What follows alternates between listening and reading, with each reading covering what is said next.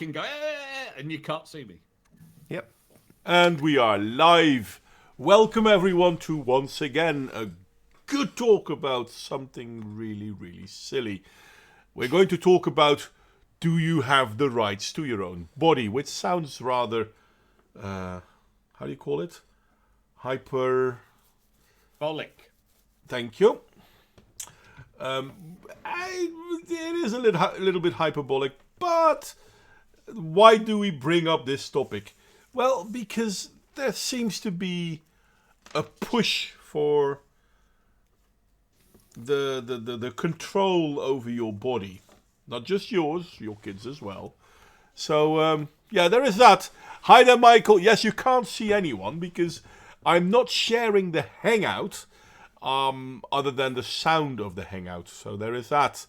Hi there, Paolo. If you own your body, move your body. Sorry, could you ask Paolo?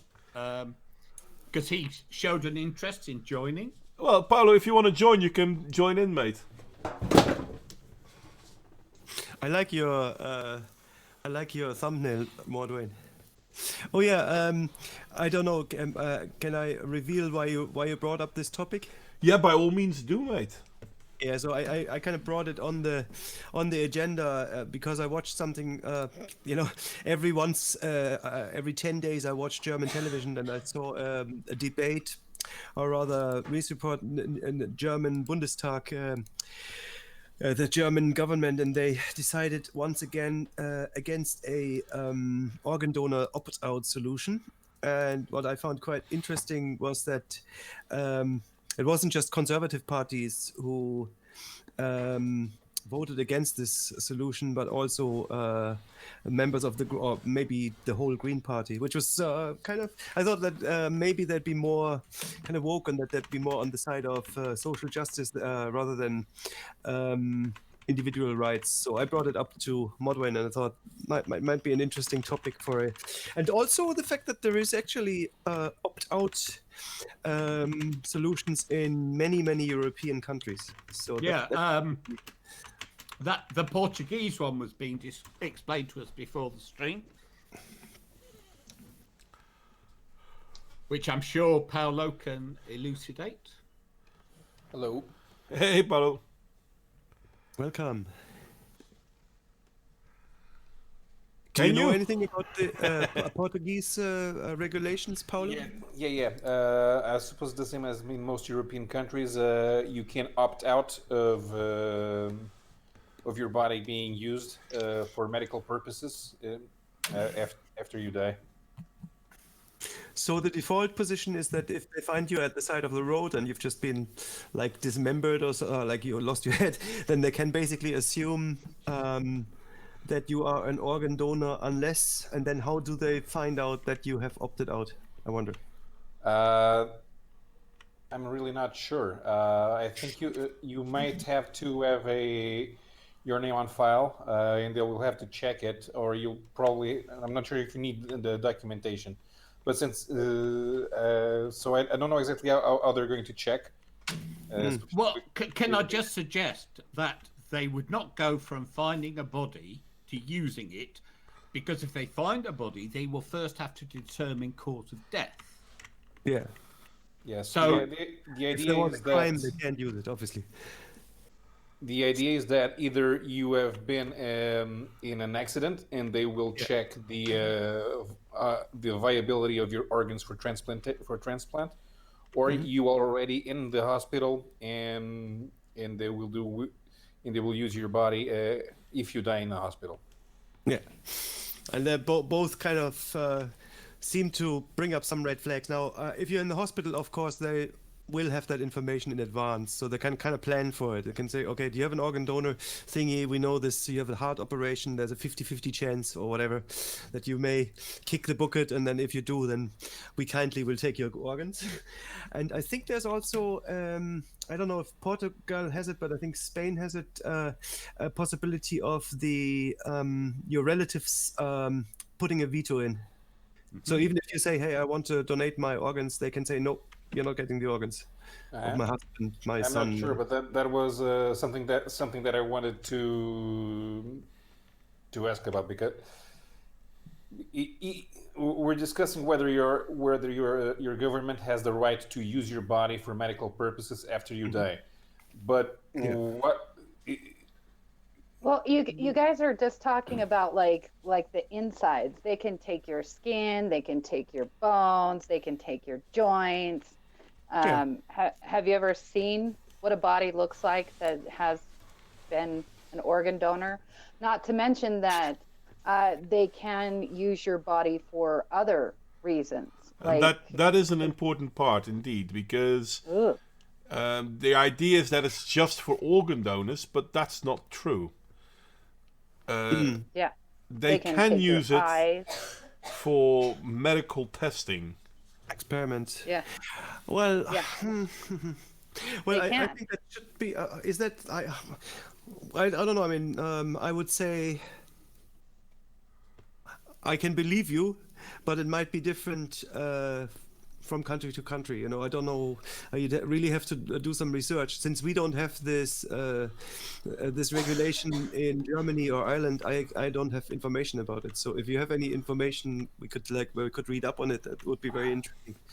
I'd say Well, it's I different mean, from country to country. I think the fundamental question should be whether or not you do own your body and have a say over what happens to it when you die. I mean, that's really the only question. I mean, whether or not it's good to be an organ donor, that's all the other stuff, you know.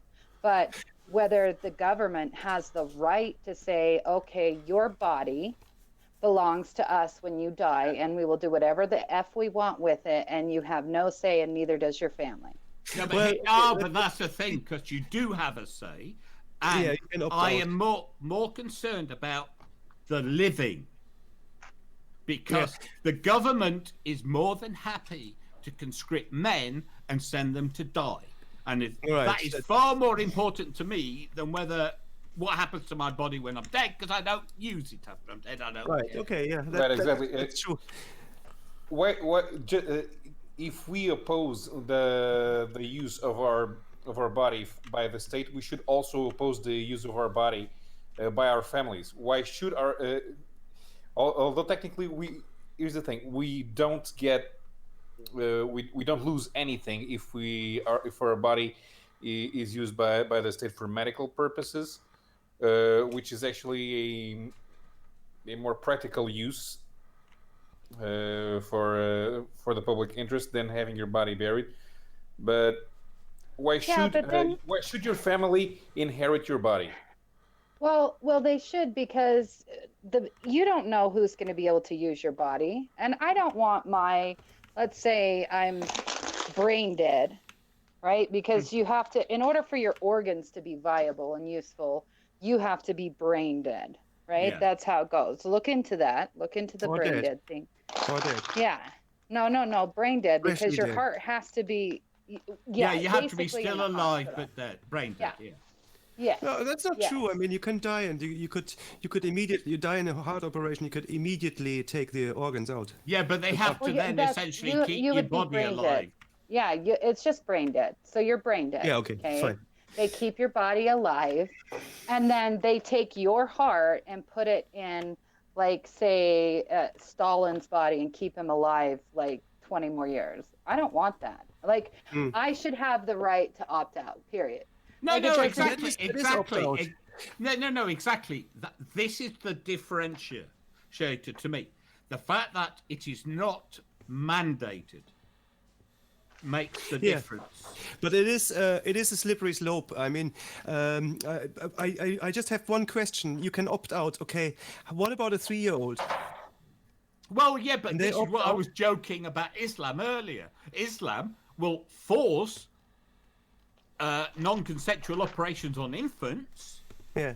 but prevent you from doing anything to a dead body, which is, Yeah. to me, arse about face. Yeah. That's true. Yeah, if you're talking about circumcision, for instance, yeah, that's a side topic, and it's really interesting. But I just wanted to ask this practical question on the opt-out system. How does it work with minors? Would that actually be the parents that would decide whether your child was allowed to Wait. be used as an organ donor? I don't think you're covered under 18. Wait, I have I have a question. So, in America, well, you have to opt in. So, Yeah, where yeah. is it that you have to opt out? Okay, There's let me 20 bring back European states. So let me bring back that card. Give me a moment. Let me bring it back. Apparently, 20 of the 27 European states. So you automatically, so you have, let's say you have a 4-year-old, they get into a car wreck, they're on the operating room, they go brain I dead. don't know about children. They just don't take know out about the heart. children. No, don't Yes, know about children is the same. If you are opt out, a child needs to opt out, or the parents need to opt out. If it's opt in, then the parents need to opt in, just like they would opt in for themselves. The orange countries are known to be opt out countries. So You they're. need to. Oh, sorry, I can't see that on the Hangout. Can you showing show yet. it on the Hangout? I'm sorry. Yeah, yeah, now, yeah. yeah, there's latency. I- Came up. I have here the Portuguese legislation for harvesting organs from bodies. So Article 10, potential donors. They are considered potential donors postmortem. Every national citizen Oh my God, you're flashing. and every Yeah. foreigner resident in Portugal that has not opted out with the Ministry of Health. So if you're a foreigner living in Portugal, tough luck. The government owns your body after you die. Yeah. That's. I'm sorry. I don't know why I can't seem to share. Oh, Your cursor. okay.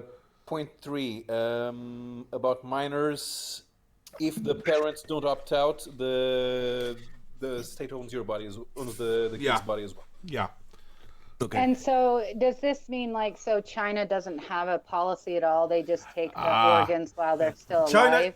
China is kind of a status apart. Well, you see that there are several countries that are grey because there are simply no informations about it.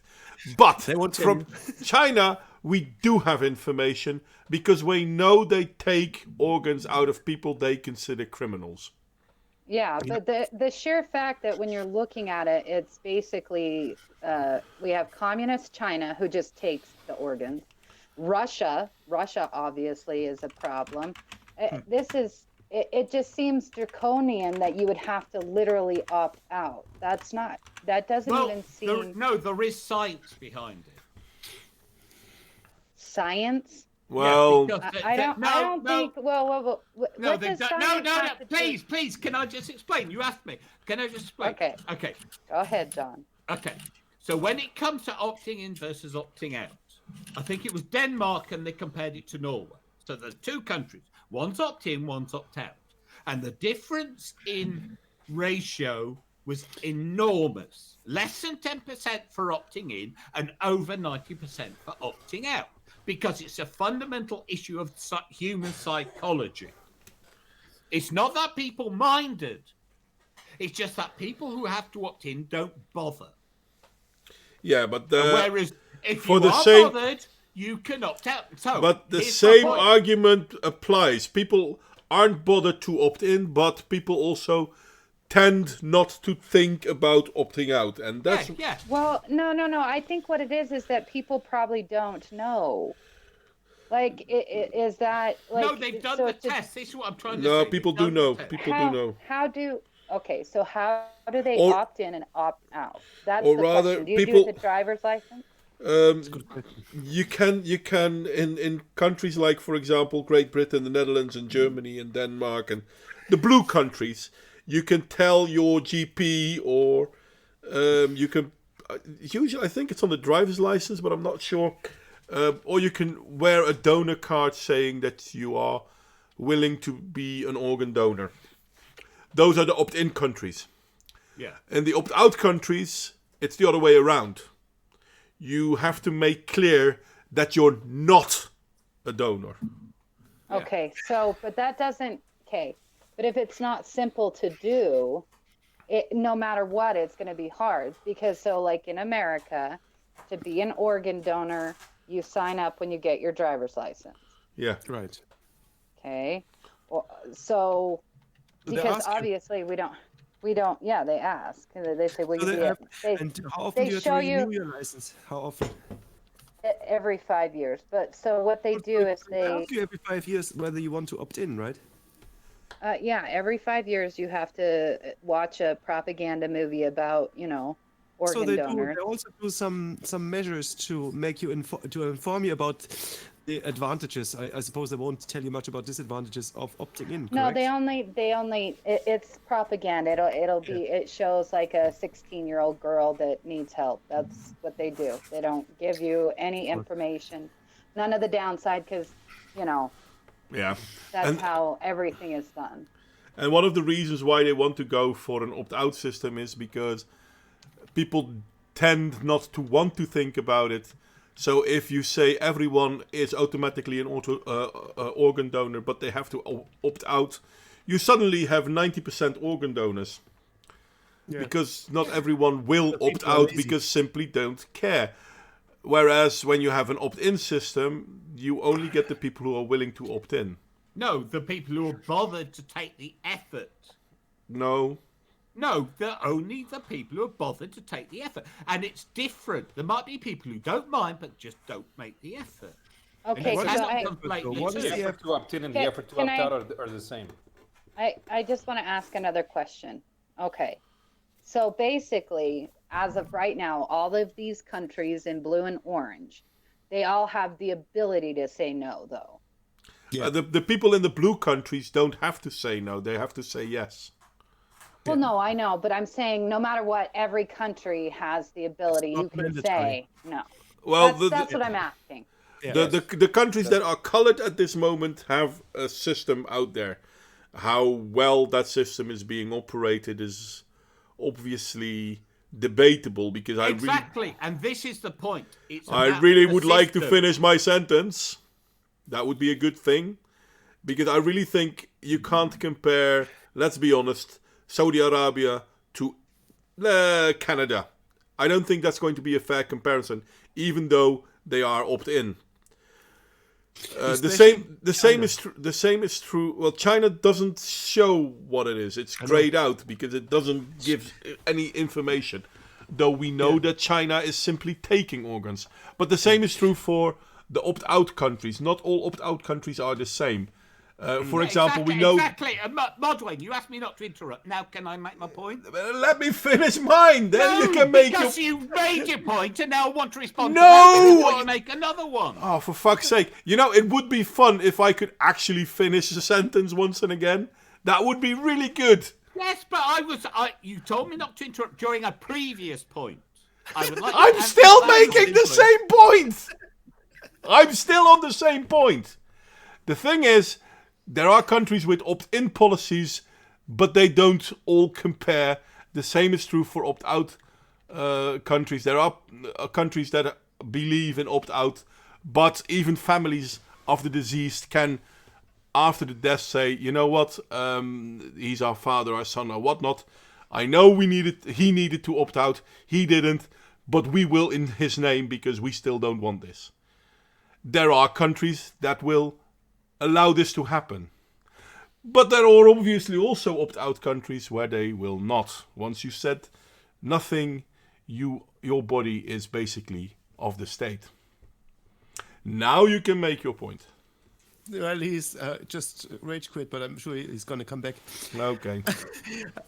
It's, Wait, can I just can I want to make a throw? point. Can I make Oh, a point on sorry. China? Yeah, Just a quick yeah.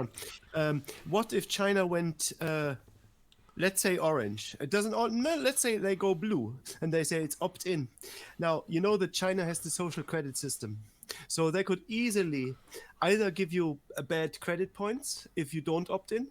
That is voluntary, or they could also publish that information. You know, they could even make it so that your friend isn't opting in. You're surrounded by majority friends who do not opt in to organ donation. You know, so that's just a point I want to make about so-called voluntary actions. They can easily be not voluntary. You know, Well, yeah, exactly, Real Raven. If you think about it, because even if they didn't just mandatorily do it, they could manipulate it in another way. Because in the West here, they manipulate through propaganda, but there they have better ways of doing it now. Yeah. And So- that's and then Oh, sorry, go on. No. So I was going to say, then you have to throw in the the science behind being brain dead, because there are cases out there where somebody was declared brain dead. They set them to surgery to start harvesting their organs, and then suddenly they woke like up. start waking up. Yeah, that has There are happened. cases like that, That has happened. which scares me like more for young people. You know, not Yeah, I don't well. like, you know, for myself, like I'm not an organ donor, nor would I be, but I follow the wishes of my family. My sister Allison was an organ donor. Obviously, they couldn't take her organs because she was dead for a while, but they took her eyes and her joints, and it was really weird what they harvested from her, and it felt, you know, yicky. But my husband's an organ donor, and I will abide by his wishes, even though I'm totally against it. But it comes down to the scary things, like you know, if it's you have to go to the length of opting out, that means all the lazy parents in the world, their kids are automatically opted in because their parents are too lazy to opt them out. So that's Well, not really fair. that's only in an opt-out policy country. So if your country is opt-out, then yeah, they have to opt out for you to be opt-out. So if you don't opt out, you're automatically an organ donor. So that's only in the orange countries. The blue countries, you have to actively say, yes, I want to be an organ donor. Ugh. But the blue countries have less organs on average because, well, I mean, in an opt-out country, everyone is a donor unless they say no. And a lot of people simply, as you just said, will not stand still and think about that, so they won't. It's laziness, really, though, isn't it? Yeah, it is. You won't check the box. Well, it's not just laziness. It's also something people don't want to think about it. They don't want to be busy with the whole concept. That's why they started with the opt-out policies, because they recognized that it takes a certain mindset to say, you know what, I'll be an organ donor, and not everyone has that mindset. So instead of saying, okay, the ones that want to be an organ donor, if we go with an opt-out system, the ones that want to be an organ donor still are an organ donor because for them nothing changes. But for all those other people that don't want to be actively busy with it, they now are suddenly organ donors. And what made the topic more interesting to me, and this had something, because Raven brought it up, in Germany, they had more than one vote about it. Because in Germany, they already voted about it once, and they said no. Oh, yeah. And now they voted about it again. Yeah. And the same happened in the Netherlands. Yeah. And this is the thing that makes it double for me. Because people have already said, no, we don't want to. And they're still pushing the idea. I mean, you could say, though, I mean, you know, I to a point, I understand the criticism. You know, you can't keep voting on the same thing until people change their mind, and then you never ask again. That's kind of the EU method of doing business. That's the European method of doing business. Yeah. Well, on the other hand, if you said, okay, we're going to decide every 10 years, and we'll give you the chance to change your mind in 10 years again, and just make it a regular thing, then you might actually. I think we all agree that this is a social justice issue, right? It's the organ donation. To it, yeah. Well, here's a fun fact, you guys. So this will be fun for John, who's listening. Here's something where men actually receive 62% of all organ donations. Oh, I didn't know you that. guys, so apparently men need the organs more than women. Check that out. That is crazy. And the majority of organ transplants are corneal transplants. Oh, I yeah, did heart not know disease, that. right. No, corneal is your eyes. Eyes, isn't it? Yeah. I did not know that. And it was That's sad probably- because they took my sister's eyes, but she had really shitty eyes. So whoever gets them, like they won't be blind anymore. But There'll be something. I don't know. I mean, maybe that's because maybe eye transplants or or corneas are probably relatively easy. They're outside on the body. It's almost a. I don't think so. Eyes are quite weak. Yeah. Yeah, I don't know. they're rather squishy. Yeah, if Well, they if are, you- but if you, surgeons might have. if you die in an accident, it's probably one of the parts that got damaged, which is probably explains why why there's a lack of them in stock. But didn't Alicia say that they actually the majority of like successful transplants? So there must be plenty. Oh no, yeah. Well, yeah, with it, there would be plenty if you think about it, because even though they're gentle, as long as you don't die from an auto accident, your eyes are going to be able to be harvested. Yeah. Exactly. Even a gunshot wound to the head, your eyes are still able to be harvested. To the head, I wouldn't know, to be honest. Well, it depends on which direction the bullet, where the bullet went through, would depend on whether your eyes, but most of the time. They don't harvest the whole eye. It's just literally the lens part. Yeah, isn't yeah, it? the lens I mean, part, the cornea. You can't reconnect the nerves. That part is garbage. Anything with nerves is basically pretty much garbage unless it's your own. If you cut off your finger, then you can reattach that. That's a huge operation But already. Or let's say another thing, you can't attach from another person. That's very hard. another thing that is really funny, and this is something people kind of don't talk about. If we look at organ donors, because someone said social justice a moment ago, and SJWs always trigger me in a way. It's always funny because not everyone can be an organ donor for everyone else, and we know that blood has influence in that, but genetics itself has an influence in that. So for people of a certain ethnicity, you can't mix easily the organs of people with different ethnicities. And this is something that a lot of people kind of don't talk about.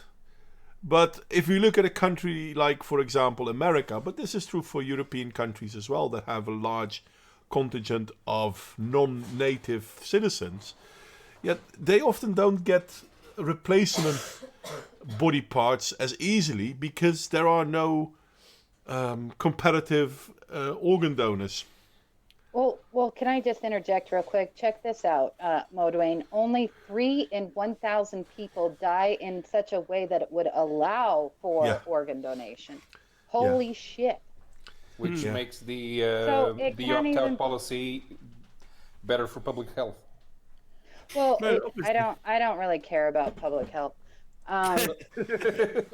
It has public health is like collective and whatnot, and if only 3 in 1,000 people die, or only 3 people in 1,000 die in a way that would allow for organ donation, you can't really use the SJW thing for that then, because No, it goes back to, but it goes back to laziness.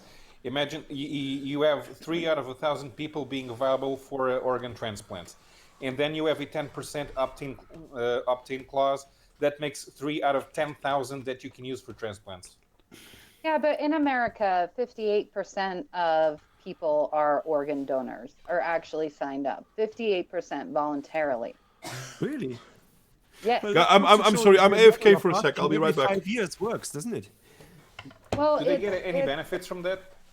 No, you don't. See, get that's any the thing. benefit. I think my personal opinion is it should be opt-in, but there should be a lottery or something. You should have some benefits. You say, okay, you get to take part in a lottery, and you can win €1 million once a month. So you get one. You have a benefit. Or at least Why get not? 50% off on your health insurance. No. You don't want to start having benefits for medical stuff. That's Hell not yeah, you do. good. Why not? No. Because that ends up hurting the poor the most. No. That it turns it into a black You mean market. like you mean like people get $50 for a A kidney. blood transfusion? Yeah. Well, okay, so I voluntarily I will give my bone marrow because that helps children mostly. So I'm part of the whole bone marrow thing. I'll do that because I can do it while I'm still alive. But Hold on. if you're putting financial incentives to it, then Well, how does it hurt the poor though? I don't understand that. Because it's not. We're not talking about how you donate your organs while living. We're talking about what happens to your body after you die. Right, but yeah, but you're why not have dead. an So incentive? why does So that? so yeah, but you're why would you need incentive?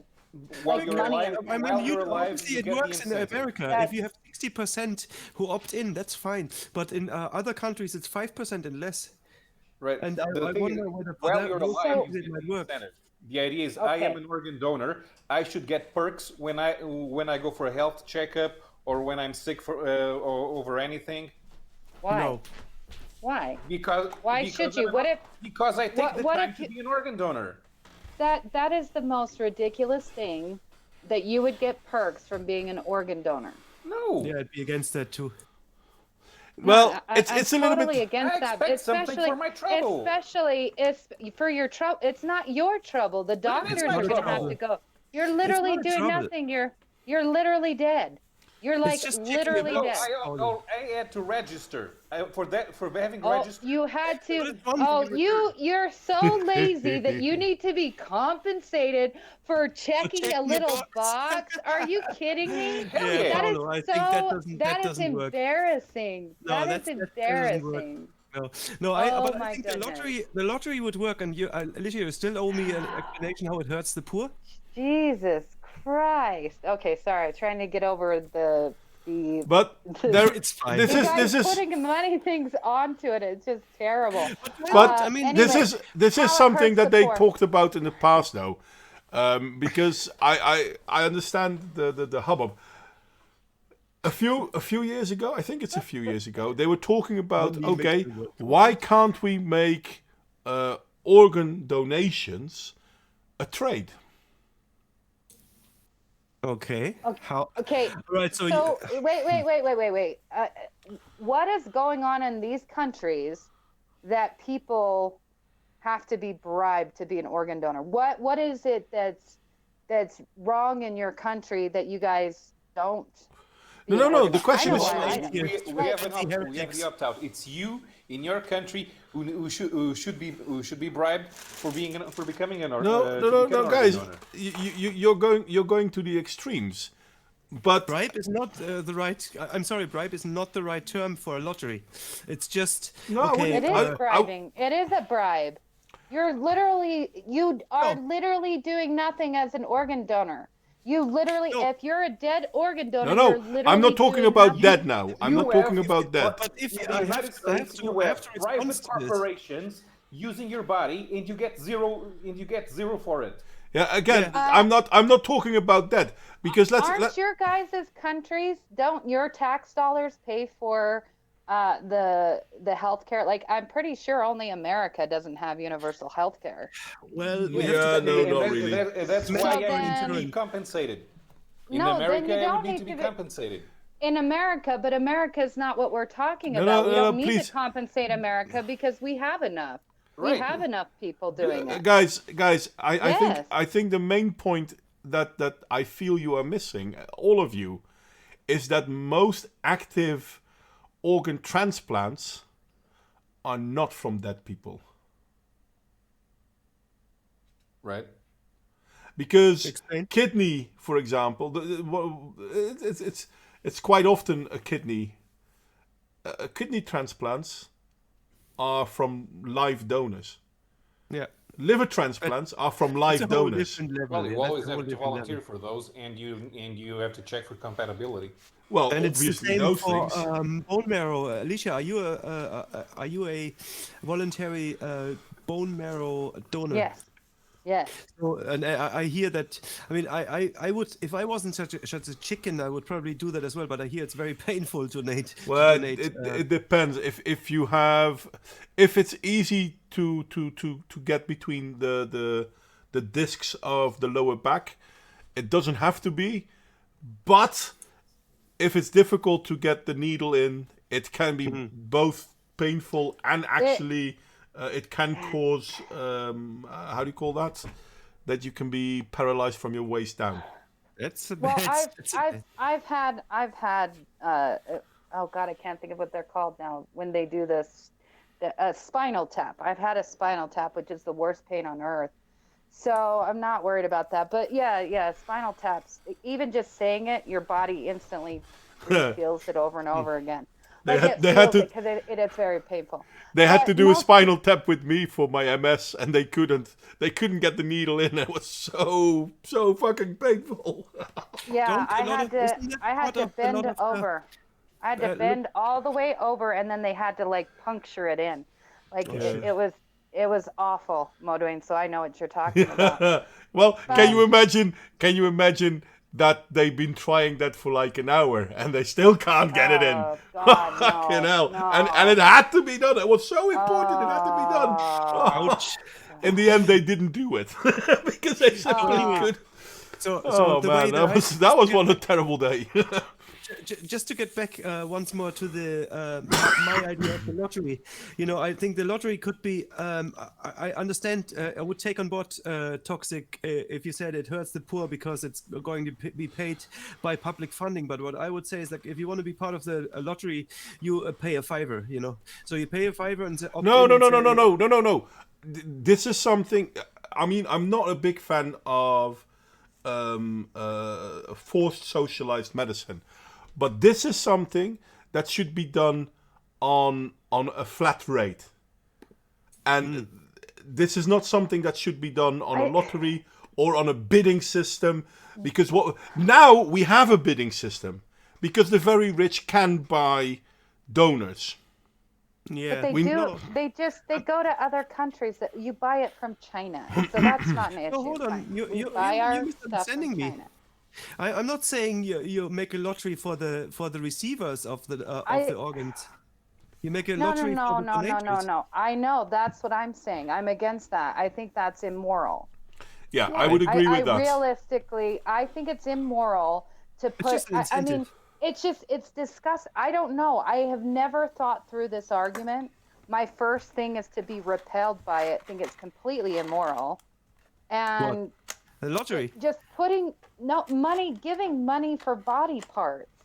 But it's not. You're not getting money. You're just taking part in a lottery. They have lotteries are in Germany getting- You that are raise getting money if for, you win. for orphans, and they raise money for orphans. They raise money for homeless that's people, not- and they are lotteries. It's a good system. It's not morally reprehensible, and it's just you get a chance. It's not like I expect money back, but it's just a slight chance that you may win this lottery, but you give gladly the money. It's not like lottery is such a improbable thing. The chances are so low that you don't really expect something back. It's just sweet. Then why would you do it? Because then it you won't cheapens do it it. out. It makes it gross. First off, then it No. actually will make people. I'm morally against it. I'm just gonna have to take a stand. Yeah, and the stand thing is, Yeah, when I don't see that. when I people don't see that money is dirty or immoral or anything. let me try to deflect the morality issue a little bit, because the opt-out opt-in system is based on death, but as I said earlier, some of the most needed organs are to be taken from living people, like the kidney, liver, obviously not the heart, and it's by Consent. by consent, but also by allowing people to say, okay, you know what, you're allowed to receive payment for donating your liver or your kidney, well, part of your liver, obviously, not your whole liver. You make people more likely to say, yeah, okay, let's do this. Whereas now, kidney and liver is mostly based on relatives that are willing to do it. Yeah. And Well, it's, it's I'm not saying interesting. it's the patient that needs to pay for it. I'm saying it's and this is one of the few things where I say the government could step in. Not because I'm a big fan of socialized healthcare or anything like That that. would Wait. require the You're- government to have a Well, let me full explain. a full database, genetic database of their citizens. Well, they already have that part. Because as soon as you're going to donate your kidney to your friend, they have both their and your information. Right, but beforehand, if Well, if beforehand, the beforehand doesn't problem matter. in- Beforehand doesn't matter. Beforehand, there is no story. It's not something. that's voluntary. No, it's about facilitating access to a match. So No. It's not about facilitating access to a match. The finding of a match is still something that goes outside of the system. What I'm talking about is, once a match has been found, why not compensate the organ donor? And I'm not saying give him lots of money, but give him a compensation. Because by doing this, you're saving 2 workers. So the state will actually win on this situation. Well, Quite we true. already have something like that. I'm not sure about organ donors, but for blood donors, my sister is a blood donor. She's exempt from processing fees in public hospitals. Oh, for example. Yeah, it's Well, just that's- 5 but- euros. It's just €5.90. Yeah. But I think to a point, I think it makes sense for blood because that's renewable, right? It kind of is like a renewable resource. But anything that you can't regrow or replace, I think it's a little bit dangerous and immoral because then I would agree to Alicia's argument of it hitting the poor because you'd be very No, you because have you're to think taking it South away American- you're taking it away from the patients. It's not the patients that are going to pay it. It's the state that is going to pay Well, it. it's Because yeah, that but way it's you still- also take it away from the rich. Yeah, but this is not what I'm talking about. I'm talking about you get this in South American countries. You know that people actually sell a kidney or kidney, something. yeah.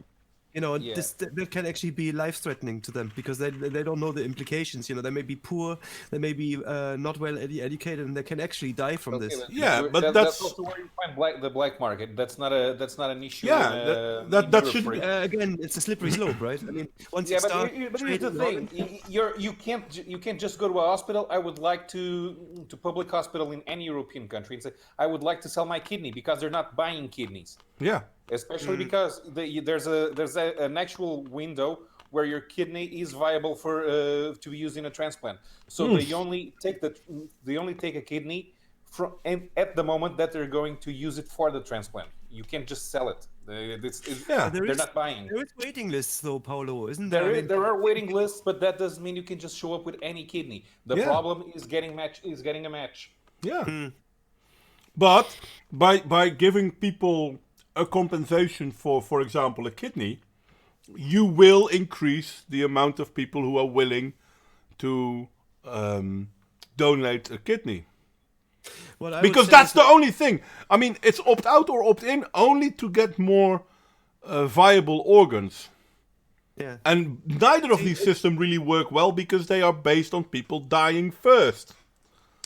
Well, what I would like to just one point I would like to make to Paolo, and it's a numbers game. Like and you have to look at it obviously almost in terms of a market, right? You got market, you got demand and supply. And if you have a universal thing, or if you have many people who offer their organs, then you could it could very well work. You could very well say, oh, I got 10,000 poor people who want me tell me kidneys. I need something of blood type this. And with this genetic factors, and suddenly this would work. It could translate. So the moment the government steps in and makes something a rule universally for a big group of people, tens of millions, then something that you may reject as not being feasible may very well be possible. You see, that's the problem, and that's the slippery slope argument. Once the state steps in, then yes, then you have to basically rely on the state being benevolent, or that even the state being benevolent, that it makes that it makes. Let me just finish the point. That it makes laws that are to the advantage of the citizens, and even if it makes those laws, that those laws are followed. So the question is, do you trust the system? That's the question. But the system shouldn't be the state goes out to look for organ donors. It's hospital. Not even the hospital, no. It's when people find an organ donor there, for example, a family member or whatnot, it's about to compensate them. And the state compensates. It's not the state facilitating or buying or any of those things. The state compensates. Why? Because in the end they can have 2 workers instead of 1. The state doesn't compensate anything. So you're asking healthy people that lived a healthy lifestyle to pay for somebody to give up their thing because of their lifestyle. Because the majority of these things are happening because of someone's lifestyle. So No. That's not true. I understand what you're saying, but this is not true. Because if we look, for example, at kidney failure, liver failure, not so much. Liver failure often has to do with life choices. But kidney failure often doesn't have to do with life choices at all. Actually, look at the percentages. Maybe not in your country, but in my country. Not to mention that, I mean, there's just... You're not asking the government. The government doesn't pay for anything. What you're arguing for is for the taxpayers to have to pay for yet one more thing. But at a reasonable thing. I mean, I'm not saying people should go get rich over this. Why is that? No. Why is that a reasonable thing? We already know that the government wastes money. So it becomes a non-reasonable thing. Yeah, there is a danger in that. I understand that. I mean, but that's the problem with every option you go in. There's always a chance of not so much abuse, but mismanagement.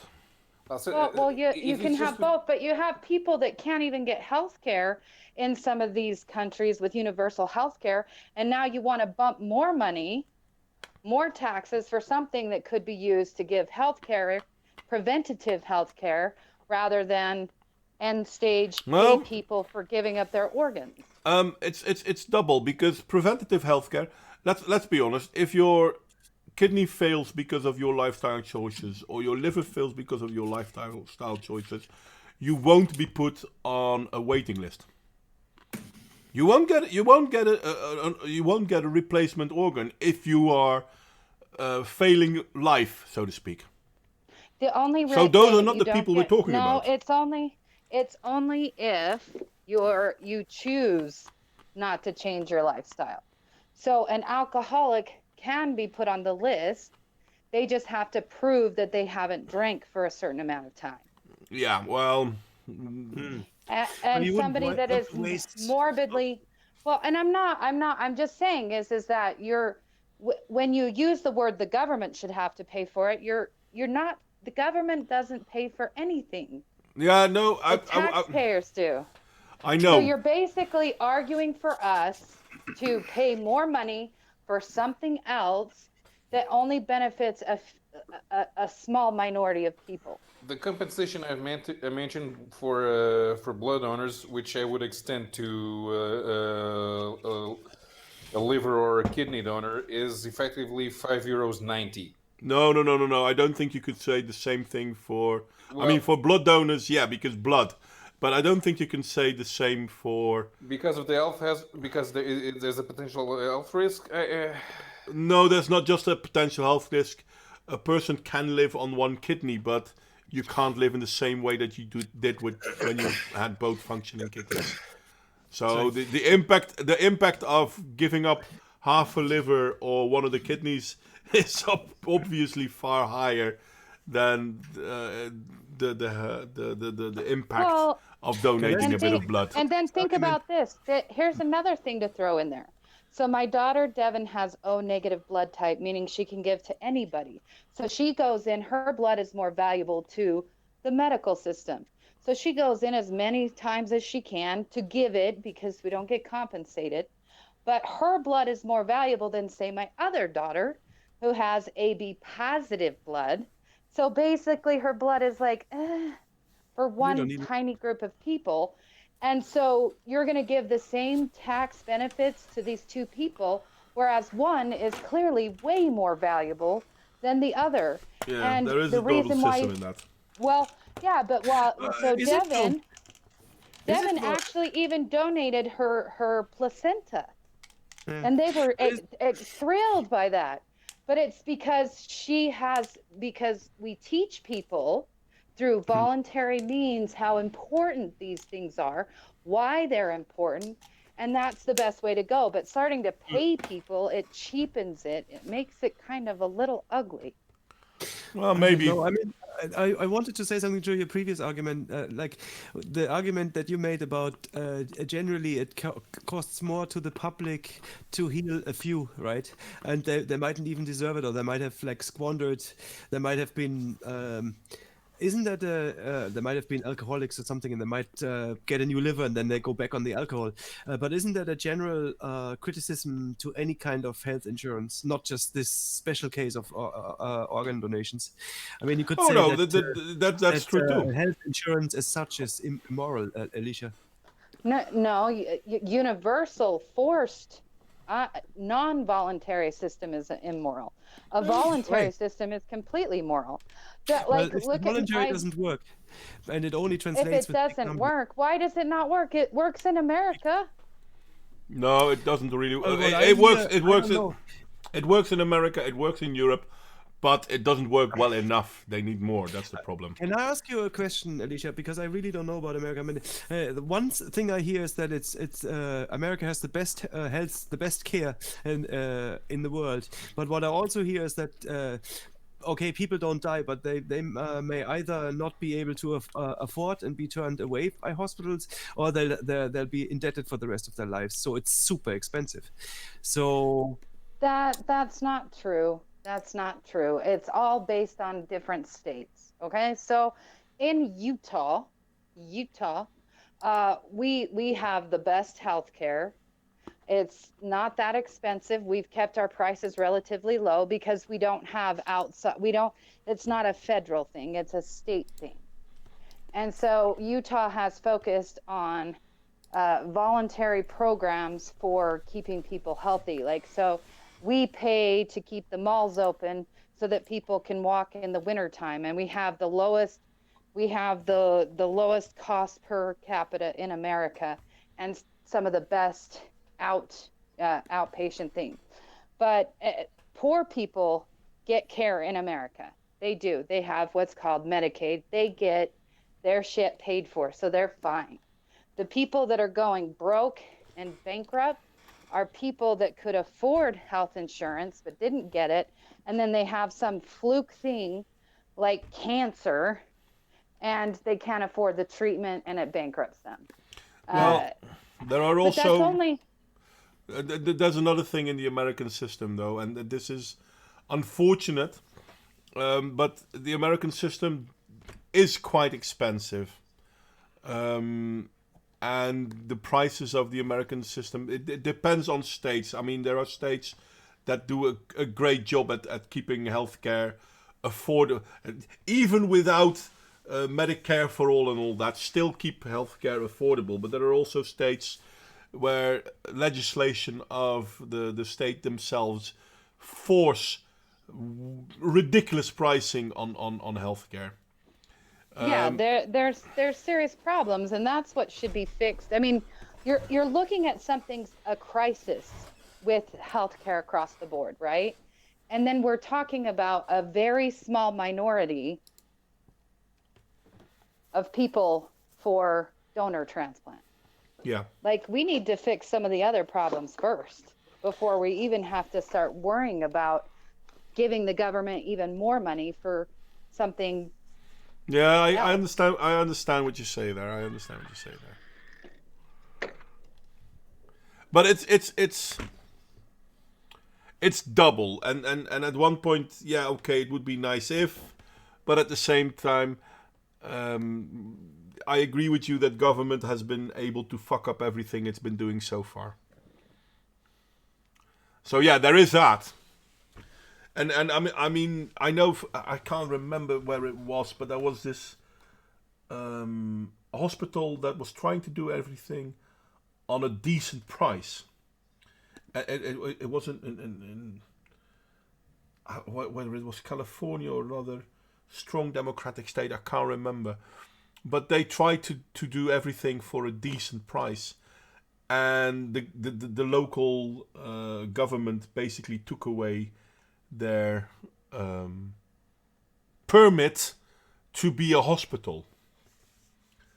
That's in a lot of places, actually. So what you'll have is like the hospital will have a market zoning.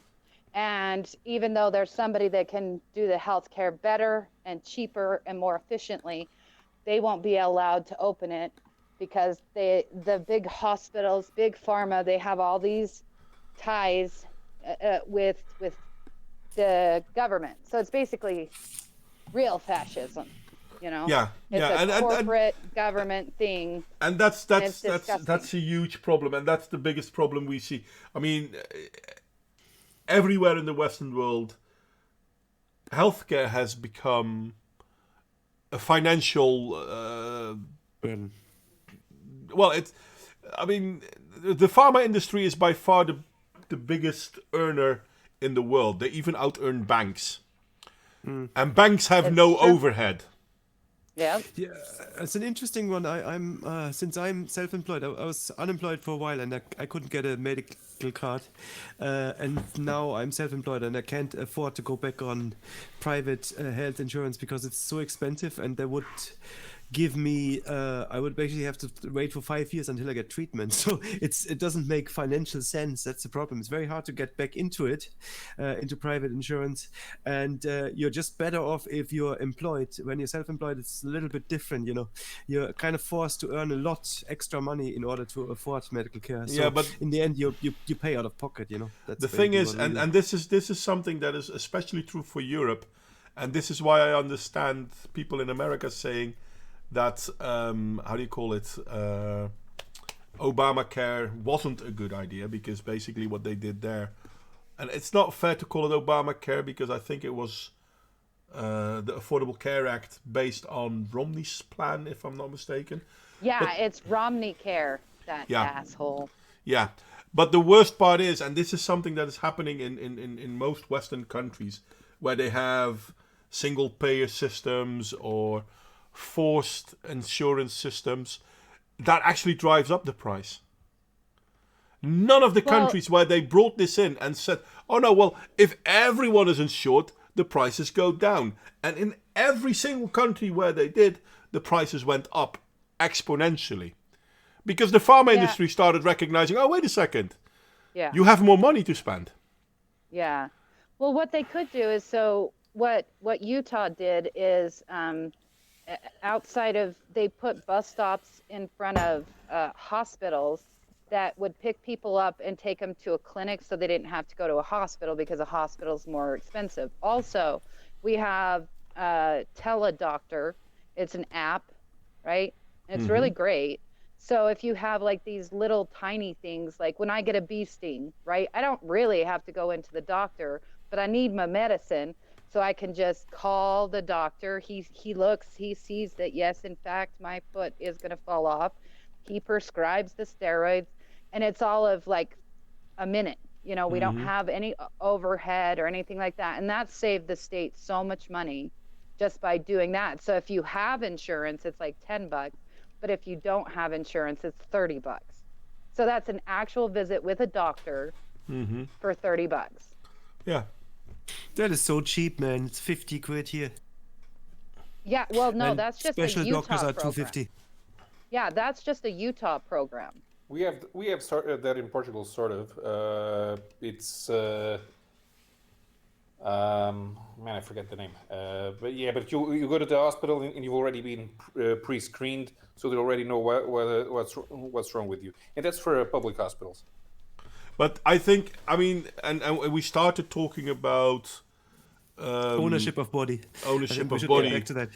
But now we're talking about the pharma industry and the healthcare industry. Well, in all fairness, I simply, I mean, if this is something I've been thinking about a lot, and I might be wrong, but I think if we really want to make healthcare cheaper, I think we need to say, okay, you know what? we go back to a patent law for 5 years period, Patent and law? it Oh, Oh, you mean actually medication? Yeah. Yeah, the medications, you guys will be sick because we had to study that for my degree, is that they basically, the first year, it covers all the costs. So the first year that they have a product, it Often- covers all the costs. often it's And even so- before that, because nearly Yeah. 50% of all research is paid for by government. Yeah, that It's not the pisses me big off, too. it's not the big pharma industries that pays all the research and wants to make their money back. No, most of that research comes from grants. And Yeah, then and it comes from they the claim to taxpayers. make their money back. Who wants their money Yeah. back? They want profit. I mean, obviously they want to make Yeah. like 10 to 100 They- times what they invest. No, But- no. It's more than that. It's more than 100% or 100 times the money. Yeah. It's sickeningly mad. Well, that could be regulated, obviously. You know, you could say, okay, No. you're allowed a profit of 10 Well- million %, and then No, Well, the think about this. You guys know whatever. I'm anti-vaccine, but think about the guy that did the polio shot. He made sure that it couldn't be patented, so He that open it would sourced it. be rolled out, and so Yeah. it would be cheaper, and that was a good thing. yeah. So- The do that same with is true. software all the time. You know, The same is true for mean- paracetamol, by the way. One of the most Yeah. one of the most used medications in the world. Paracetamol costs absolutely fuck all. If you buy a pack of paracetamol at the shop, you're buying the price is more the packaging than the medication itself. Here's an interesting thought. Like, this is a whole other discussion, but on open source, you can actually open source anything, right? You could also open source your music, but the funny thing is that seemed to be a default position like 100, 200, 300 years ago in classical music. There was no problem in stealing from somebody else, and then they came up with copyright laws, and now they're getting more and ever more ridiculous, to the point that you can buy rights of a long dead composer if you just have enough dosh, and forbid others to make that music, you know. Yeah. I think that's really ludicrous, you know. Ideas or music or art should not be copyrightable, in my mind, you know. Maybe No, you know, I agree, because the person that actually makes the product should be paid, not yeah. something So- else. And that's a whole other stream. Patent law, copyright laws, all that Yeah, stuff. you don't want to get But started did you on know that that you one. have two genes in your body that you don't own, Alicia? There's two genes called the BRCA1 and BRCA2, which are genes that have to do. That's only if you have cancer. Yeah, I and know, it's breast in your cancer. family. But they still- actually overrode that. They overrode Right. that in America. They did. But here's the problem, okay? You have companies that are patenting genes. They shouldn't be allowed to do that. Like What plant happened genes. is any genes, because that's human life. Like that's Yeah. life. That's slavery. life. That's It's- slavery. Whether it's human, and- even and plant that's- life, they shouldn't That's be what allowed. it comes to. Yeah, exactly. And not only do they get the patent for the seed, they get the patent for the seed's baby. So it's like an intergenerational bullshit thing going on there. Monsanto. Like, Mm-hmm. it's Monsanto doesn't exist anymore. It's just Bayer. Yeah. Bayer. All right. Bayern, They a had to go German to the company. Germans at some stage, right? Yes, and everyone suddenly seems to have forgotten about it. But Bayern is doing what Monsanto did, and they're doing it in the pharma industry. Guess why they had the money to buy Monsanto up? Yeah, they Bayer owns 24% of all agricultural stuff. And in the medical pharma, they're huge as well. I'm serious. The pharma industry know. is disgusting. Oh, I know. That's what I'd be my interested- degree was. Yeah, I know. It's I'd be gross. interested how much of their what percentages of their current profit they now put into environmental technologies, like, you know, carbon stocks and stuff like that. Nothing. Carbon What do you credits. They think? probably. I guarantee they own a lot of carbon credits. You know, though. I bet. ExxonMobil actually owns most of the carbon credits. So they're the ones that are, that polluted the earth, and now they're going to be the ones that make the money off of, Yeah. us peons. But they are allowed to sell carbon, and people actually take it serious. Personally, I would say, you know what? More carbon in the air, good thing. Yeah. I know. I have my own trees, so I'm currently heating with wood from my own trees. It's a good thing. And the funny thing is, we're going all over the place today, which is usual. But the whole CO2 thing. I mean, our CO2 is still dangerously low. Our atmospheric CO2 is still dangerously low. It's better than it was, but it should be at roughly double the numbers we are at now. And that's not me saying, that's biologists saying.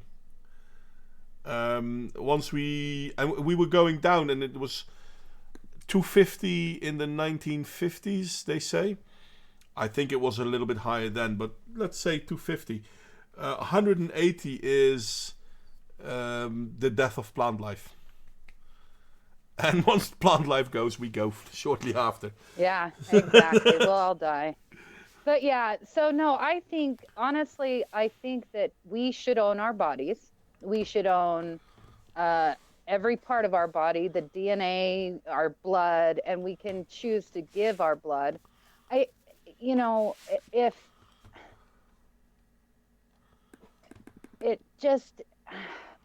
don't like the government having any more power. They have too much power already. I understand That's all that. it comes down to for me. It's like, I think it's noble when people want to be body donors after the fact. I choose not to, because my body would be to save somebody I probably fucking hated, and I'd be like going, dear God. You should donate your brain. Oh yeah. Yeah, well, that's only for science, because they can't. Yeah, unfortunately. It wouldn't be funny. You could donate your brain, and then you can live on in the body of a 20-year-old or something, and you get a free sex change as well. I wouldn't mind donating my body to like the ones where they just have my body rotting and they time out how long it takes for certain things to eat it. I'd be fine with that. I just genuinely don't want to save. I don't want to save some douchebag's life, No, it's even funnier. There was a story, and I found it again when Real Raven started talking about this topic, and I don't know where I left it. I can't find it now, but there's actually a story of, and I think this is in America, a woman giving her body. And the family got really pissed when they learned what it was done with. It was used as shooting experiments. Yes, shooting experiments. Impact of bullets, not nice. Well, you shouldn't find out. I think that's the whole point. Like, I think that once you give up the body, you should really not ask what it's used for. Okay, I don't want to know. So yeah, that was really interesting, and I'm like, yeah, you know what? You think you do a good job by giving your body to medical science, and then it's to figure out how well a hand grenade is made or something like that. I might do something good as well. Who knows, I think it would. This reminds me of a point that I wanted to ask again. Should your family own your body after you die? I mean, what use could they possibly have for it? Well, there is the override thing in the negative way, right? I think you guys in Portugal have it. I definitely have it in Spain. I saw a little video just before the thing, and they said that the main reason why Spain is so successful, and Portugal is also one of the top countries in actually successful organ donations, is because they have the opt-out. But not only that, but they have special information. Societies that kind of inform family members and stuff, because they have the opt-out system for the family, so that even though if you say I donate my organs, your family actually gets a right of vetoing that and saying no, it's not going to happen. We need the body, we want to give it a funeral or whatever. So yeah, there's that. I think that was probably financed by the Catholic Church because Possible. they have a fit if you can't have funerals. Yeah, well, I have no moral. I don't say that's good or bad. You know, that it's just a. It's just something that humans do, right? You know, they attach a value to their family members even after they're deceased. Why wouldn't they? Well, I like that question though. Should your family be able to override your decision? I say no, and the only reason is my husband and I had this discussion because I told him, I go, I can override you being an organ donor. And he goes, well, I can override you not being an organ donor. And so then it made me Yeah? go, well, that's not cool. Oh shit. Yeah. So then we made a pact that we will, in fact, abide by our Each other's wishes. choices. Yeah. Can he? But yeah. I Oh didn't yeah, know he that. can So, override it. but that's kind of shitty though. I mean, then you don't really have opt-in. Yeah, you still have Because opt- you know, you if still the have family- opt-in. But there you No, have That's it. don't, why you have because to have to be careful who you pick to marry, I would suppose. Because you know your spouse. No, yeah, Your yeah, you have spouse, to. your spouse can throw you into a mental ward at any time. Okay, but what about your children or your parents? Is it only your spouse? Is it? It would be your spouse, and then if you're, that's it, your spouse. All right. Unless you're a kid, then it's your parents. Well, so if you were to kill your husband in an untraceable way, then you could say, well, and by the way, I want his organs donated. No, actually, Very if handy. you kill somebody, you want to hurry and cremate them, right? Because they can test the organs. But they they won't can't. test them if they use them for well, they will test certain organs, but you'd obviously have to go for something that's not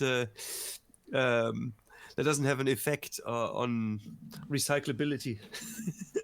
I'm only joking anyway.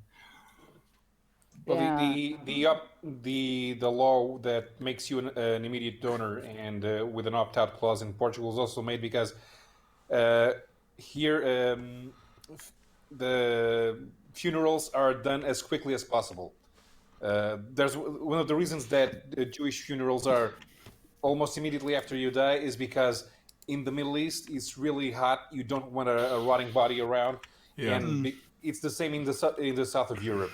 So we don't do funerals a week after. Even after the invention of refrigerators, it's still done as quickly as possible. So when somebody dies in a hospital, the doctors have a small window of time to make sure they have a viable body and not having to deal with the family as they are grieving.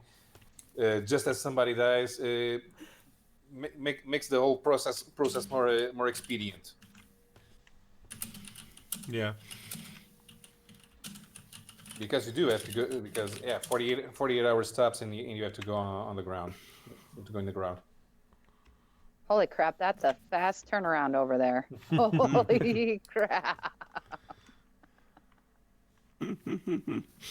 Yeah. So you Also, could say don't you donate could your say body to Monsanto. well, even with opt-in, you could say, oh, even with opt-out, you could say you still own your body to a point. I mean, I don't know.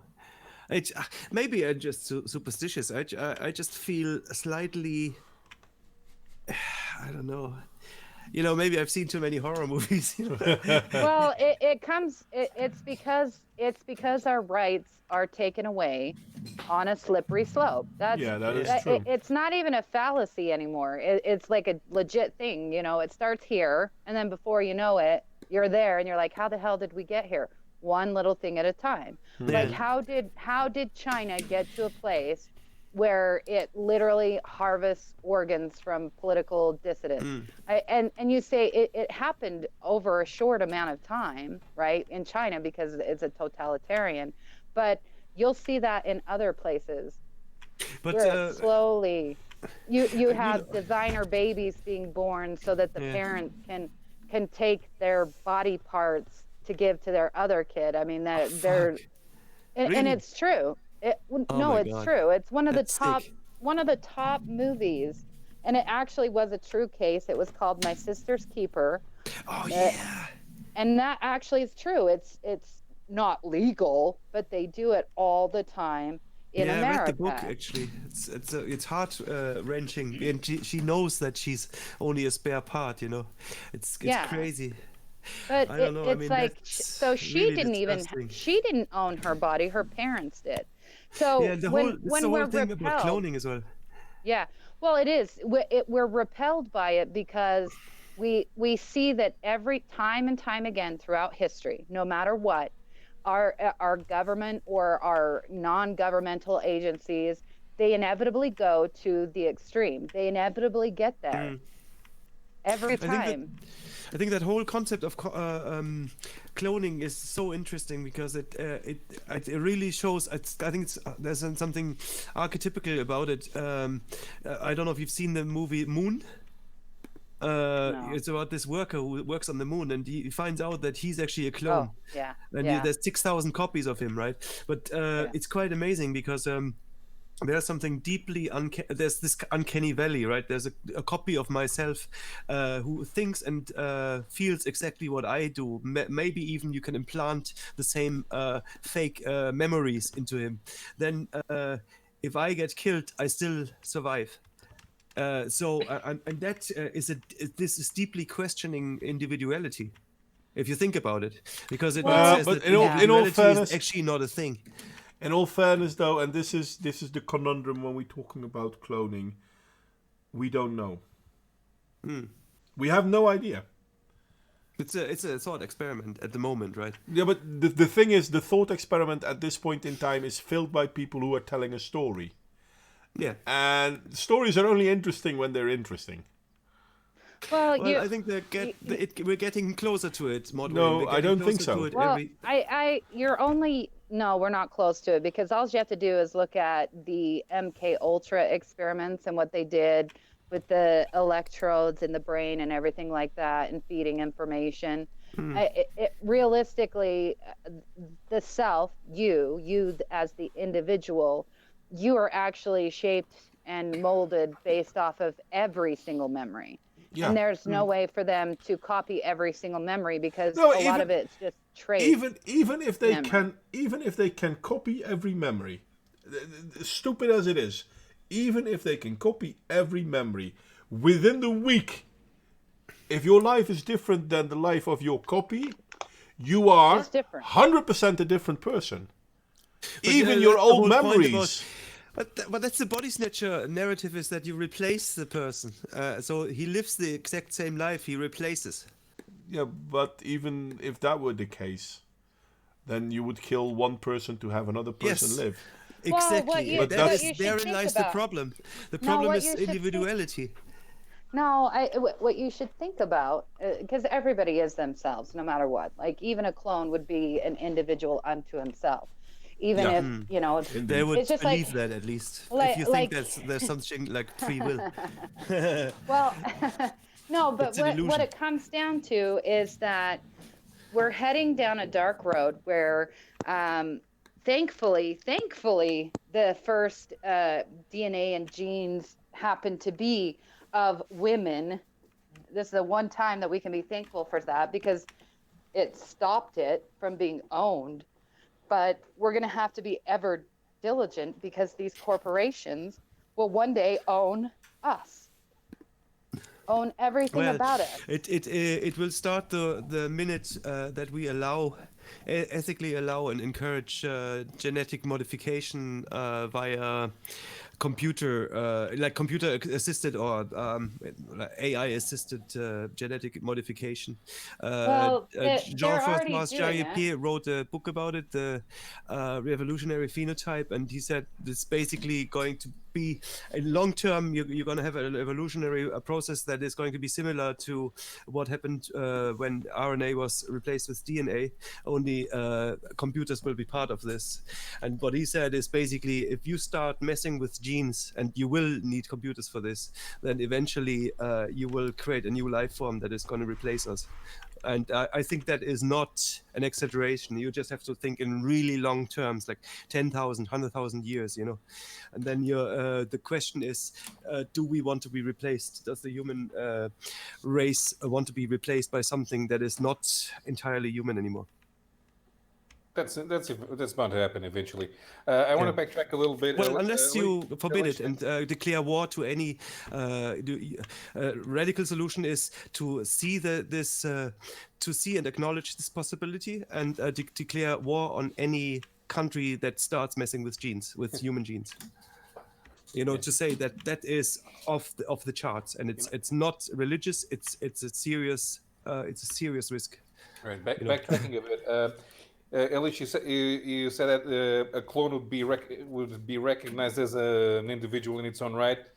Earlier, you proposed that we should own our own genetics. Now, if a clone is an exact genetic duplicate, would you not own your clone as it's as it's your genetics? Absolutely not. Good idea. No, I agree with Then, That would then you be can't like own that- your genetics. No, but No, because they're a person unto themselves. yeah, they are a person unto It's themselves. You're making it more copies. complex. No. This is another thing. Okay, it's copied. This is again, we're talking about patent law and copyright protection. Once you copy something, are they both the same? Yeah, they're both a thing. No, but are they both the No, same? no, no. Are they both the It goes same? back- 100% the same. I mean, if you make 2 bread No, loaves, that's It No. goes bread back loaf. to that. But no, okay, you're going. Okay, so let's say if I were to copy my DNA, like if I could step into a machine, I self-replicate, right? That would still be a form of slavery because first off, you couldn't prove who was the original. You couldn't because of the DNA coding. So it has to be possession. So No. possession. No, You know, I think you should. Teleporting works that way. Do you know If- that? Teleporting destroys Teleporting- you and then rebuilds you. Yeah, which basically means it makes a copy of you. But Yeah, teleporting exactly. only exists in certain. I know. It's just a thought But experiment the, again. the thing is, the thing is, your copy will be its own individual. Yeah, like John said, we have clones. They're called identical twins. And They are And- complete copies of each other. and therewith we just know that if you could make a copy of someone else, then that will be someone else. It might be 100% copy of you, but at the same time it will be someone else because within the week it will have its own thoughts, Yeah. its own patterns, its own Yeah. motivations. It will no And- longer and be you're- you. You're tend to surrendering compute that a little yourself. bit. I would say yes if it's a baby, if it's a young child, but a lot of the brain structures that you form in your childhood and in your youth and in your early 20s, they don't they're not really that malleable after you're passing 30. So Yeah, I would okay, say, you're wrong. you know, You're wrong. And That is wrong. let me put it like this. How old were you when you started working on Water Fox? what if I haven't worked on Water Fox? You mean Thunderbird, yeah? Yeah, sure, that one. Oh my god, yeah. How old were you when you started working on that? I'd say probably after 40 anyway. Hence, do you recognize your point is invalid? You said after a week. Yes, even within a week. Listen, let's make a perfect comparison Yeah, of. okay, of course. Like you can start. One guy starts learning the guitar, and the other guy goes rock climbing. Yeah, then they're different experiences. Yes, but even smaller than that. You see a movie, and your copy doesn't see a movie, and within that movie, you pick up a thought, and that Yeah. thought has already shaped your interpretation of something else. But it didn't shape his interpretation of something else because he never saw that movie. Right. Oh, it's true. It's true. My whole outlook on abortion was changed in a matter of a split second when me and Devin were down in Las Vegas. It was the craziest thing, and I was okay. 40, So no, I'm just saying, like, as an example, like my whole life. So if I hadn't experienced that, I would be two different people completely.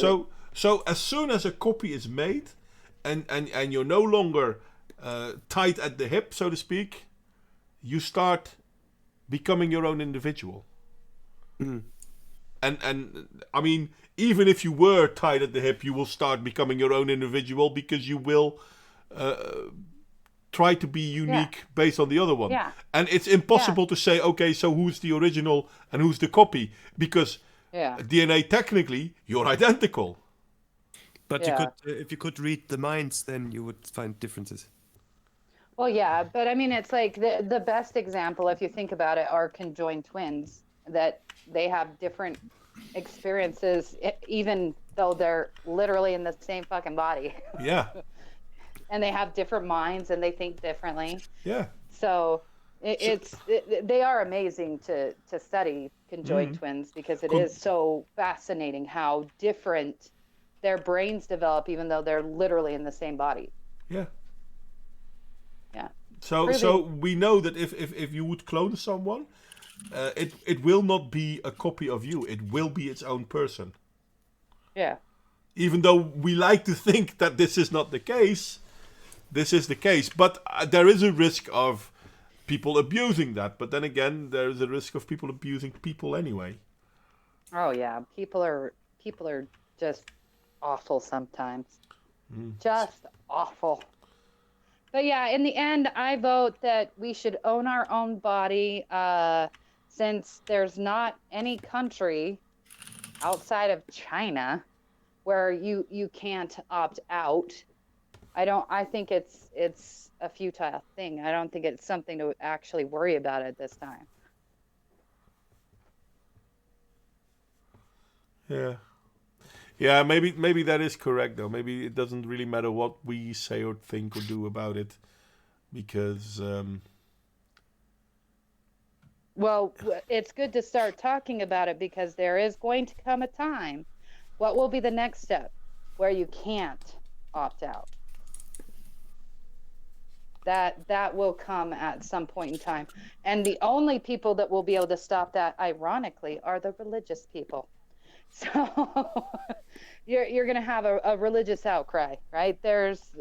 So I know Jews, right? Are they allowed to do it? I don't think they are they? I wouldn't know, to be honest. I can't remember. I was thinking that's the excuse they gave with Jeffrey Epstein not getting an autopsy. I don't understand why only religious people. I mean, one of the parties that voted out the opt-in system in Germany was the Green Party. Okay. I'm saying they'll have the most, like. Usually they're the ones that have the outcry. It's kind of like with. You know why they are, though? Because the majorities, I think it's not really that they have a moral, better, higher ground to stand on, or no. I don't think they have a moral. No. No. I'm talking about their group, because they have a group force behind them. It has nothing to do with morality. Like there's a morality argument on both sides, right? So it's just, you go round and round and round and round and round. That's why I think it just should be a personal choice, you know. But I don't think we have to worry, but we should actually watch it, though, because the more states that turn to making sure that you have to opt out means that we'll get closer and closer to forced opt-in. And then it's also the same, because 10 years ago they don't have enough people that volunteer for medical experiments. They were trying to make that mandatory, that everybody is on a lottery system where if your number comes up, you're forced to be part of a medical experiment. What? Where? Who? In America. Yeah. What? Well, they were thinking about the same, to do the same in Europe too, in Germany and in, I can't remember. I'm going to say France, but they decided not to, because they said, you know what, or we can compensate people for the time. And then all of a sudden there were more people willing to participate. Okay, sorry. Toxic was that for the whole population or was it for a group? I didn't pay attention. No, it was for the whole population. It was So the the whole whole population population. can be drafted into medical experiments at any time. Yes, but that they Crazy. couldn't pass it because that's against the Nuremberg Code. Yeah, That's it actually sounds number like one. highly Yeah. It's unsavory. number one. Well, they That tried. it will. They tried it in Europe too. Yeah. But in Europe, they will. they eventually they decided to, as I said, to now you can hire yourself out to be tested on, and you get So paid for here's it. the. I mean, you Okay, could wait. Let me say something first, because we actually do pay for people to be experimented on, but it only brings in a certain demographic, and so that they don't have a complete demographic testing. That's why they were going to bring it into America, is because they didn't have enough of particular groups because they didn't need to be compensated. So it was mainly the people that that go in to get medically experimented on are young adults, homeless, Yeah. and parents. This is disgusting. Did you know in America it's legal for a parent to have their kid experimented on and be paid for that? Yeah, bizarre. Pretty bad. Yeah, but that No, that's fucked up, and that's what happens. But they still don't have enough of particular demographics. So that's why they tried to force it through. So even though that helps you guys in the beginning, it's going to come back and they'll try something again because that's Yeah. how they work. but that was the most important thing I wanted to talk about on this opt-out opt-in thing. As we mentioned earlier, in Germany they had several votes on this, and every single time they had a vote, they voted against it. Yet still they keep bringing it up. See, that I'm not too worried about Germans, even though a lot of people say, hey, these people maybe cucks or whatever. Germans are very, very strict on and very aware of data protection. And I think that kind of plays into that whole area, data protection, ownership, and ownership of like autonomy of the individual. Basically, that's what it boils down to. And I'm quite happy that the Greens voted against it. So I'm not too worried that this may pass anytime soon, Yeah, I wouldn't think in Germany. I think you guys still have that whole World War II situation over your head where it's like, no, I think we kind of want to stay away from anything like that. Yeah, maybe from that. I think that there is this. I think that's generally a thing of the Western world. This whole thing about the Enlightenment, that individualism and self, like the individual as a, what's that called? The name, it's not the government. It's the individual who is there's a name for it. I Forgot have the no word. idea. Not domain, something like that sounds like domain. It doesn't matter. I'll kill myself. It kills me. It's on the tip of my tongue. What do I help me? I'm trying to, but I'm not quite sure what you mean. Yeah, I don't know what you're saying either. You're not saying a lot. You're only saying that it's on the tip of your tongue and that it's not Yeah, that. Yeah, okay. In England, I think the king or the queen is it, but in most European Oh, states, sovereign? sovereign. Sovereign? Ah, That- right. Sovereign. Sovereign self-determination. Yeah. Yeah. Sovereignty. That's the thing. That's the word. Sovereignty. Yeah. That's the thought, right? And I think that's Yeah. something that Western democracies, a lot of them have, like, probably based on John Locke and Enlightenment, right? And you don't have that so much, let's say, maybe in African or Asian cultures. It's True, the idea true. of sovereignty, it's more tribal, it's more bigger people, bigger groups of rather than individuals. Yeah.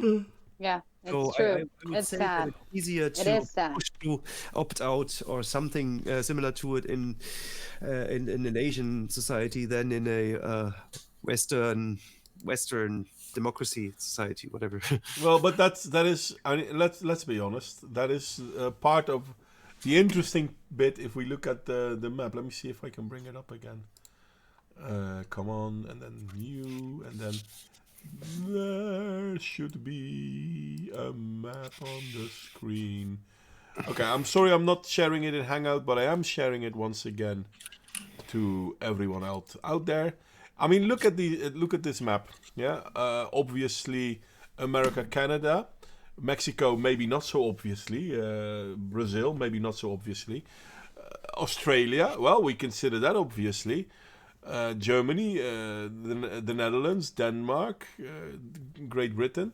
These are countries that are known for their individualism.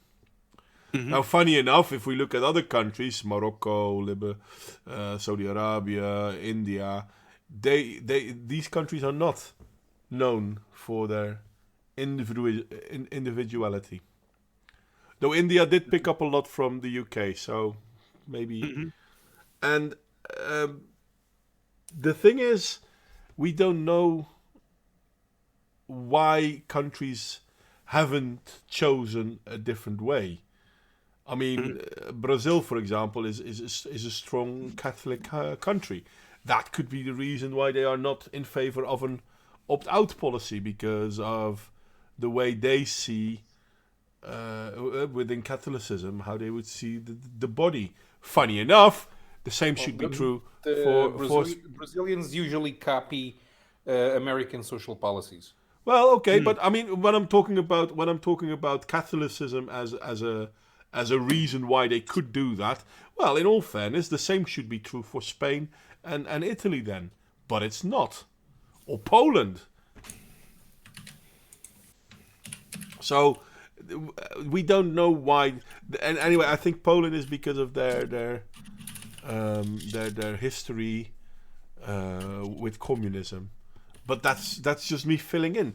We don't really know why they choose it, but they claim they do it for the good of blah blah blah, the road to hell and all that thing. The more I think about it, I agree with Toxic that we should educate people to make the right choice based on what they think is right. But we don't talk about it in either opt-out or opt-in countries. It's not a topic people talk about, and because of that, we talk about it in Utah. We have to watch a propaganda film. but it's better to talk about it, because whilst you do that, then people will actually start forming an opinion. And the whole opt-in opt-out policy thing is based on people not having an opinion. True. I think the more you talk about it, the more of a chance you have that people will maybe voluntarily opt in. Yeah. And that's Well, why yeah, I think the 'cause, like, solution my with daughter- asking every 5 years is probably a good one, Yeah. Every 5 or Well, every it's 10. like- It's like with Devin, because I explained to her how important her blood was. It's a rare blood type you can give to everybody. Your blood is more valuable. You just explain to people, and most people, I think, I would dare say that 80% of people would make the correct decision. No, I think, well, considering on the culture they live in, though, let's be honest, because certain cultures are less forthcoming than others. But on average, I think it's more likely that people will make the right choice, given the information, given the opportunity. Yeah, whatever the right choice is. Whatever for the them. right choice is for them. Yeah, exactly. And I think that's really where it's at. It's like, this will happen, blah blah blah blah blah blah blah. Yeah. Just give people facts. And that's what I hate about the government, honestly. No, They treat us like we're idiots. They treat us like we're idiots. No, I understand, and I'm coming over. Oh, sorry, wrong word. I'm coming over to what you're saying, and you make sense. You okay, mate? You mean me? I don't know. I don't know who was making those noises. I don't know. What kind of noises? I can't hear any. Groaning, more or less. Am I right to No. call it groaning? I think it was. No, it's just me suppressing a burp. That's all. Oh, okay. And I have a bit of problems with my lungs, so I'm staying away from coronaviruses and shit like that. I'm happy to hear that you're over it, Alicia. Well, it's because coronavirus is endemic in Utah and it circulates all the time, so it's not like a big deal here. It just we circle through. You know what else we circle through? Ironically, in Utah, we Ebola. always have. No, not Ebola. Oh my God, Ebola actually hasn't been contained yet, ladies and gentlemen. It's still spreading. But Actually, that's not true, because when it came to America, it was contained, and when it came to Europe, it was contained. Okay, so it's contained It's spreading where from it's Russia. not. It's spreading in the Congo. Yeah, but that's have because not- those people are digging up their dead bodies and start dancing with them, and I'm not making this up. Well, This is I what's know, actually I understand, but that goes back to: do you own your body? You own your body, but do your family own your body? You got to say no, because that tail, like here's a thing that you should have come at it from, is let's say you are a person that absolutely wants to be buried, but it's a TB outbreak or an Ebola outbreak, and they have to fucking burn the bodies. Should you have the say of whether or not your body is being burned? And I think at that point, in that case, the government always takes control. well, no, because if it's let's a public take the emergency- government. No, but they will. No. It's Take the practical. government out of it. No, you can't, because the situation you described, in practical terms, the government is going to take control and declare a public emergency, and they're going to decree that everybody gets burned. Then nobody owns their body. Period. If Yes. a government at any time, Well- and they can, that's the honest what- truth. It goes back to what John said, though. Like in the case of war, like under war rules, all these human rights are suspended. A lot of them are, anyway. You know, it's a war kind of situation. It's similar. It's not the rule, you know. But okay, you have to save the nation. You have to save humanity. Then you'll have to make some sacrifices, you know. But then you could go back, right? So then you go back, and let's say you have somebody that you have important people. You could say, well, to save humanity, we have to. So I mean, I agree with burning bodies. I agree with forced quarantines, and that's it. Because That's the, it. the situation here is who gets to make the decision. That's the. So I think as a whole, like, so with, let's say all of a sudden there's an Ebola outbreak, there should be a mandatory lockdown immediately. Like everybody should be sheltering in place. And I have no Right. problems with that because it's not really infringing upon your body, right? It's not infringing upon your body. Right, but then But- people die. What do you do with the bodies? Yeah, exactly. Then you got to burn the bodies. Well, depending on can why only they be- die. which can only be done because the government forces you to burn the body, or they will forcibly collect the body and burn it. See, I hear what you're saying. The forcible thing is where when people get shot, and that's why we can't contain the Congo thing, because you have a long history of corrupt governments. You have a long history of corrupt medical people coming in and experimenting on these people in Africa. And you wonder, and everybody wonders why the Africans act the way they do when they see the World Health Organization and Doctors Without Borders, because they have been tortured and maimed by these people, and now they just suddenly have to capitulate.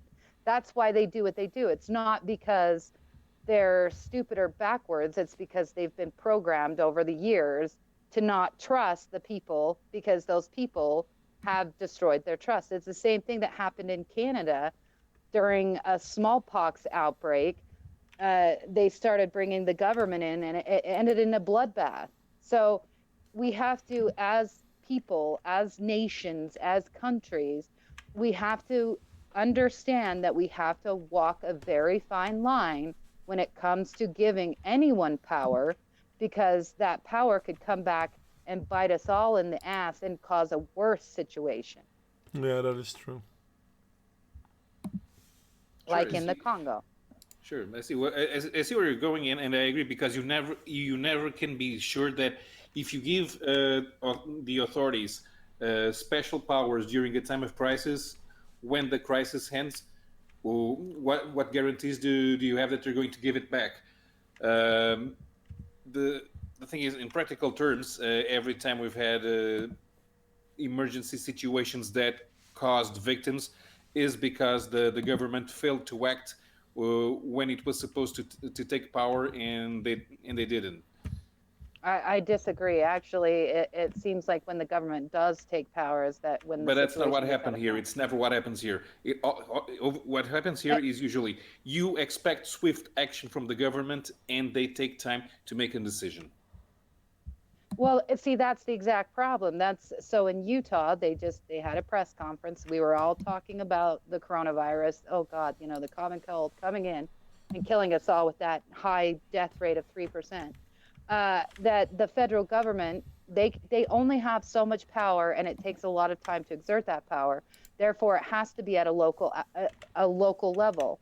And if we start teaching people and educating people, then we're not going to have a crisis situation. So everybody in Utah will prepare for a period of time where everybody's going to have to shelter in place, and it's done on a voluntary basis, but we've prepared and we talk about it beforehand. Whereas in countries like China or the Congo, there is no preparation, there is no talking about it. And the government is always slow to act because they have to be really careful.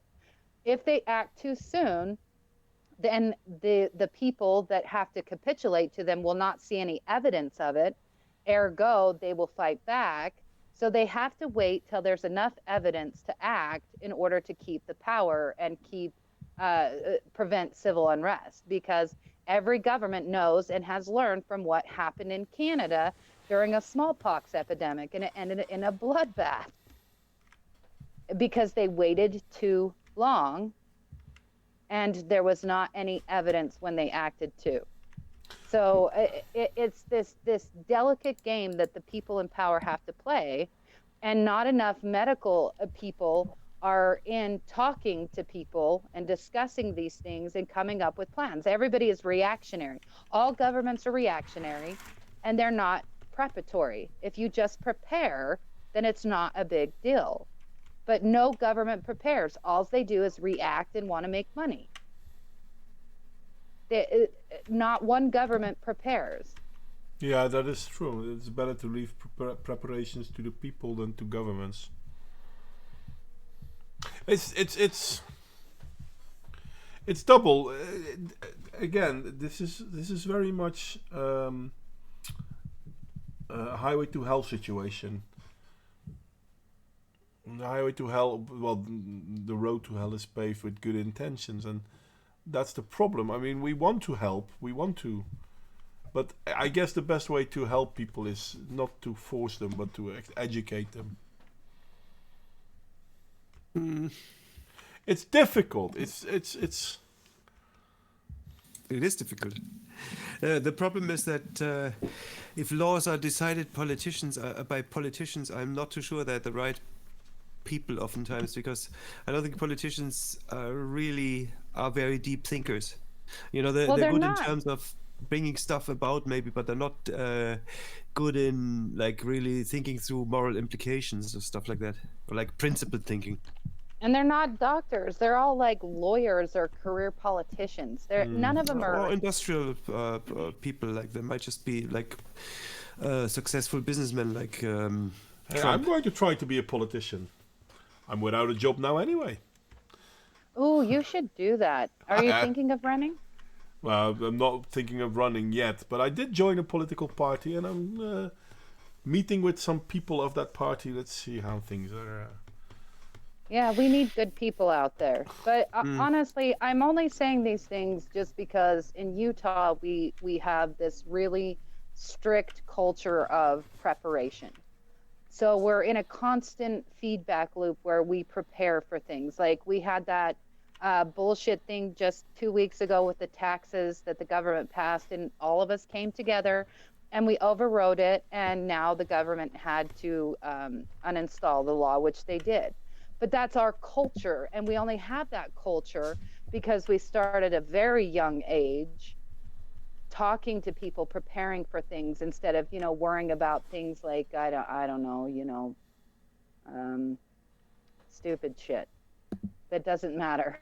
Like, but it has to be a total makeover of society, and giving trust that individuals will do the right thing if they have the right amount of information. Yeah. Well, I think, but this is on politicians. I think we should get rid of career politicians, to be honest. Oh, I agree. There should be term limits for everything. Yeah. Everything.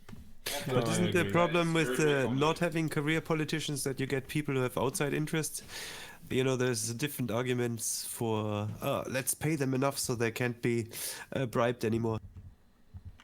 No, it's no. Listen, if you want to stop, They make billions. if you want to stop corruption, you shouldn't be talking about how you're going to stop them getting paid. You need to talk about how you're going to act when you notice they have been paid. I mean, how is it possible that there are politicians who earn 100, maybe 150,000 a year, and become millionaires? How is it possible? What they do? So what they do is, this is why I was so pissed. So here's an example of corruption. In Florida, they told the public that we want to get people that are on drugs off of welfare, those degenerate bastards, right? Come to find out, the guy that was pushing the bill, his brother owned a drug testing manufacturing thing. And so they passed the law, and his brother made a butt ton of money because now it's the law and they're going to buy it from that one supplier. That's how they get rich. Yeah, but Through I mean, laws. see, the thing is, I don't. This sounds weird. I'm not interested in stopping corruption as such. I'm interested in, when we notice, okay, wait a second, how did you get rich? Oh, this and this and this happened. You know what? That's unethical. Fuck you. You're out.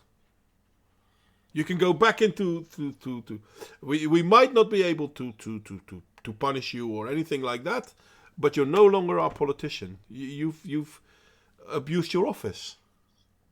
I mean, look at the way, and this is especially in America, but this is true in Europe and probably everywhere. How many politicians are there that, you know what? Look at the Democrats in America.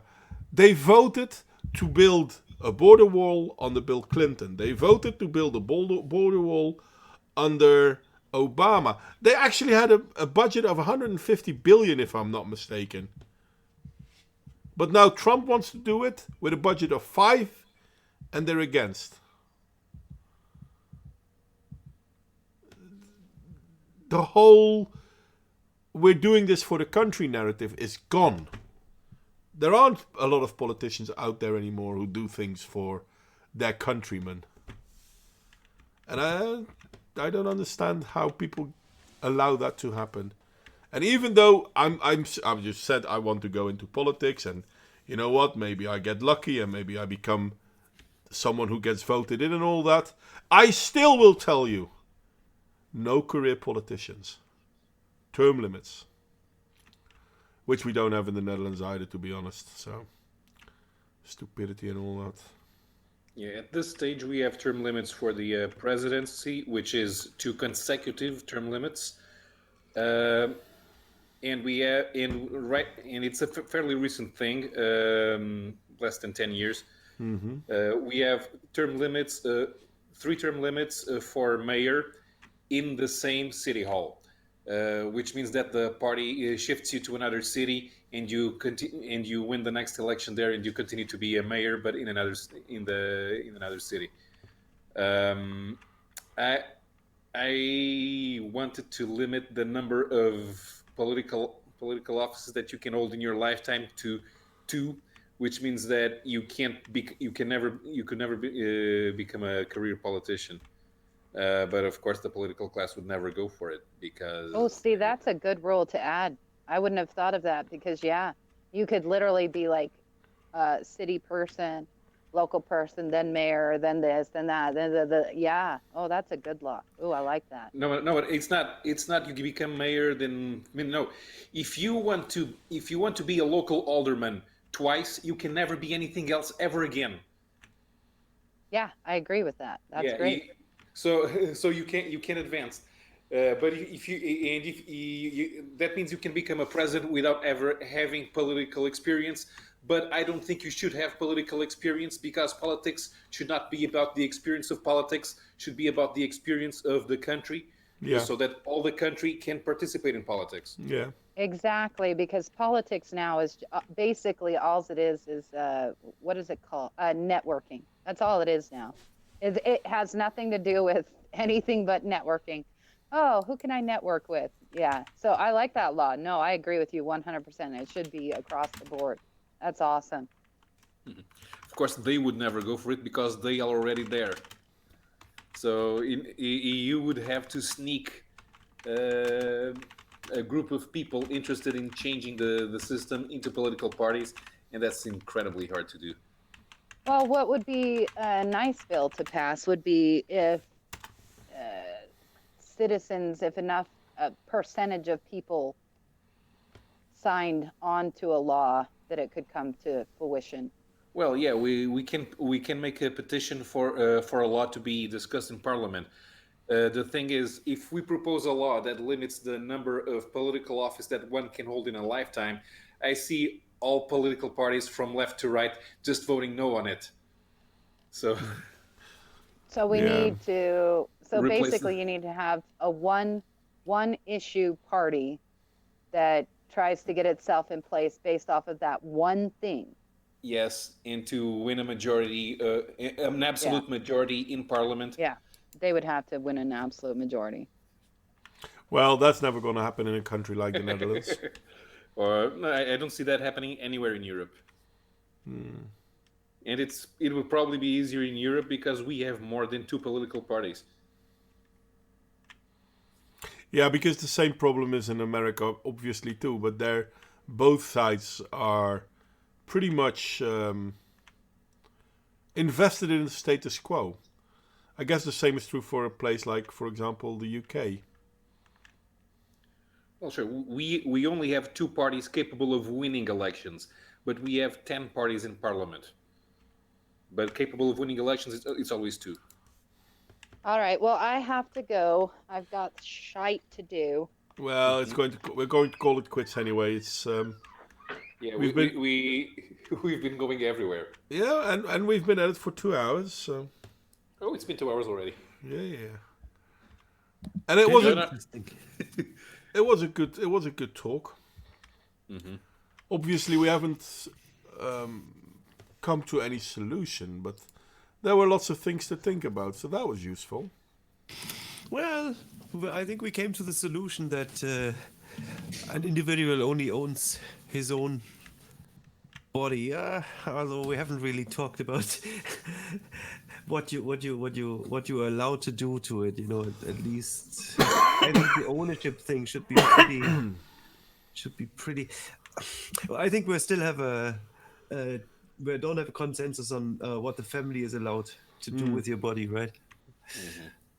I'm kind of with Alicia on that, where she said like you should not overrule. Maybe I don't know if you shouldn't be able to, but you shouldn't overrule the wishes of your husband or your closest relatives. Yeah. Unless I don't know, there's this thing with. This tricky thing with people going insane or something. The thing is, listen, there are always people that want to gain the system, so to speak. Mm-hmm. So there is that, but yeah. Anyway, thank you everyone for joining us. And Johnny List, if you want to know more about my endeavor into politics, well, I'll probably talk about it in the future. Is it better than Mundane Matt's? Sorry? Is it better than Mundane Matt's Adventures in Politics?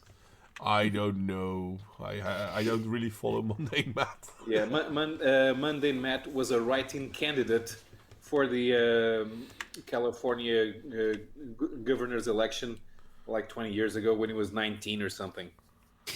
Well, at least he was, and I've not even run for office, so Yeah, no, he wasn't in the ballot. He was a write-in candidate. He was supposed to tell people, write my name on the ballot, which is one of the worst ways to get elected to anything. but I don't think that's possible here. No, it's not possible here either. But yeah, no, I mean, if that's possible. Anyway, thank you all for coming. Paolo, anything you want to say? No, I'm good. Yeah, I think we have opened some interesting ideas, and I'm sure that there were a few that we could have explored further, although they might have gone off topic. I was actually interested in the topic of individual rights of a clone, although that would need to be a more focused discussion.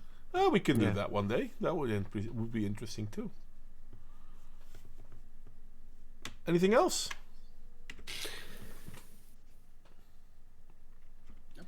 You, Raven?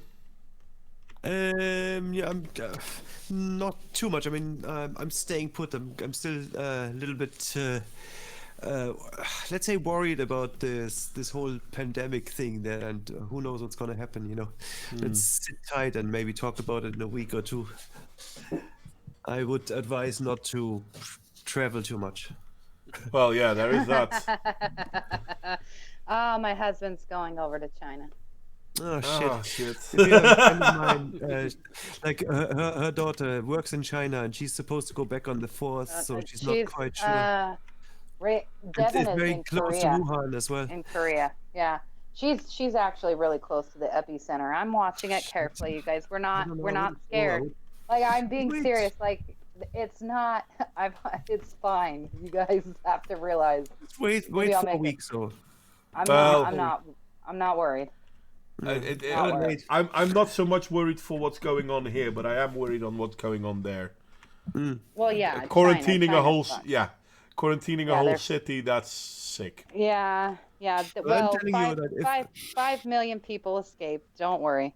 Which is also not a good thing. If this thing is Don't highly worry. contagious and airborne, then if I have Oh to no, travel, it's got if I like a have- 3% kill rate in a country that has really shitty health care and Yeah. really poor health quality, and it's a respiratory disease. It's a respiratory Oh, disease in God. the most polluted Oh, air of the no. world. It's so scary. It's so scary. Well, why do they build 4 hospitals for 1,000 patients each? There must be really bad situations there. Well, yeah, we get. Yeah. No, because they can say, look how good we're busy. We're doing this. Yeah, they used stock photo of one of the hospitals from. Anyway, it is bad there. I feel sorry for the people of China. Yeah. They're going to have a lot of deaths. I feel really bad for them and their country, and I will feel bad if it spreads to Africa, and I will feel bad if it spreads to India, and I will not feel bad if it spreads to third world countries because they're just fine, or not first world countries. Yeah, it's kind of the same with Ebola. Oh, we were so afraid of Ebola. Oh, what happened if Ebola would ever reach America or Europe? And then it did, and nothing happened. See, just for myself, I would say, like, I personally, I think if you're a young, healthy person, you should probably not be worried. But like I myself, I've always like problems with my lungs. So if I have to travel, I'll definitely get one of those masks. You know. Yeah, but in all fairness, Maybe. I'm the same, and people like us die from the flu. So Exactly. So let's just put on one of those masks or whatever when we travel. those masks won't help. You need specialized. No, yeah, they're not going to help. What you need to do is you need to follow pandemic rules. Basically, don't touch your face, wash your hands, don't touch anybody, and when you're out in public, wear glasses, just because you're more likely, you don't want to get and if someone sneezes, you don't want to be breathing in that air. Yeah, it is air-based, so you do want some respiratory protection. Well, I mean, there is this but, thing that all the Asians carry these white yeah, things. those are crap. Sorry, no, they're Yeah. useless. It's fun to see them walk with it. I Well, I think they're mostly worn by people to protect others from their germs, so that Maybe. Yeah. No. The reason why they wear them in China and they wear them in Korea as well is because dust particulates. It does actually help against dust particulates. And against they dust have it a works. they have a dust problem there. And Yeah. so when like when you're in Korea, they have alerts to tell you when to, the dust matter is too big because it will stop that particulate and Yeah. keep your lungs a little bit healthier. All Yeah. right. All right. Anyway, Hello. Alicia, you have something to add before I say goodbye to everyone then? We gotta have a live stream on my channel. Yes, about Stichting Martijn. Let's even if we don't do that, we can do a group one, whatever, maybe Oh, that's cool too. Yeah, sure. whatever. But yeah, no, for sure. But we do Modwin, we have to do it, but as soon as possible would be great. Yeah, That'd be just let me great. know when you're ready. Okay. I'm at home What's the anyway. topic? Alicia, you said a group one. What's the topic? I don't know a group topic. right. Like I'll figure it out. But yeah, I What's need. your topic with Modwayne then? So with Modwayne, we were going to just talk about because it's funny. I should have gone to Modwayne because he obviously speaks Dutch, and it would have helped me because I had to translate all this shit from Dutch, and I was like, "What the fuck?" It was hard. But No, it's not. It's piss easy. actually, no, it was no. But what was interesting about it is that our languages are similar enough in the speech pattern that it was quick to pick up things like in the majority of it was easy. So it was really fast for me to actually read over the politician because there's a political party over in his way that wants to legalize child sex acts. So, yeah. No, I understand. So you're gonna have a hangout about Dutch. No, about Stichting Martijn. Yeah. What? About a specific guy. It's a specific No. guy. The Group, yes. It's a because- group, Stichting Martijn, It- because the starter of Stichting Martijn wasn't named that. And the Yeah. guy that you mentioned in one of yours Yeah. was I a have no member idea what of you're that talking group. about. He What- was a what member, group and do? he owns the YouTube, or not YouTube. He But- owns what is the website? Freedom I can't Tube. remember. It's Freedom Tube. He owns a streaming website, and I was just trying to let people know that if they join that streaming website, they're literally supporting a dude that's not only a pedophile, but is a pedophile activist. Yeah. All right. Okay. So that's the topic. Okay, I'll definitely listen to it at least. Always interesting. It's quite an interesting, yeah. Quite interesting. Anyway, All right. I'd like to thank everyone for joining us then, and I hope to see you all Saturday when John will start celebrating because of Brexit finally being a thing. And I have to admit, I hope he is not going to be disappointed on that one. I really think it should have happened some time ago now. And with that, I'd like to... Sorry? The pound will skyrocket. I know it. Well, listen, for the time being, the country will have its problems, surely. Oh yeah. But I think in the end, it will be the better choice. I know it. It will be the better choice, not just for them, but for everyone. Sure. Anyway, I'd like to thank you all for coming, and I hope to see you all on Saturday. Bye-bye. Bye bye.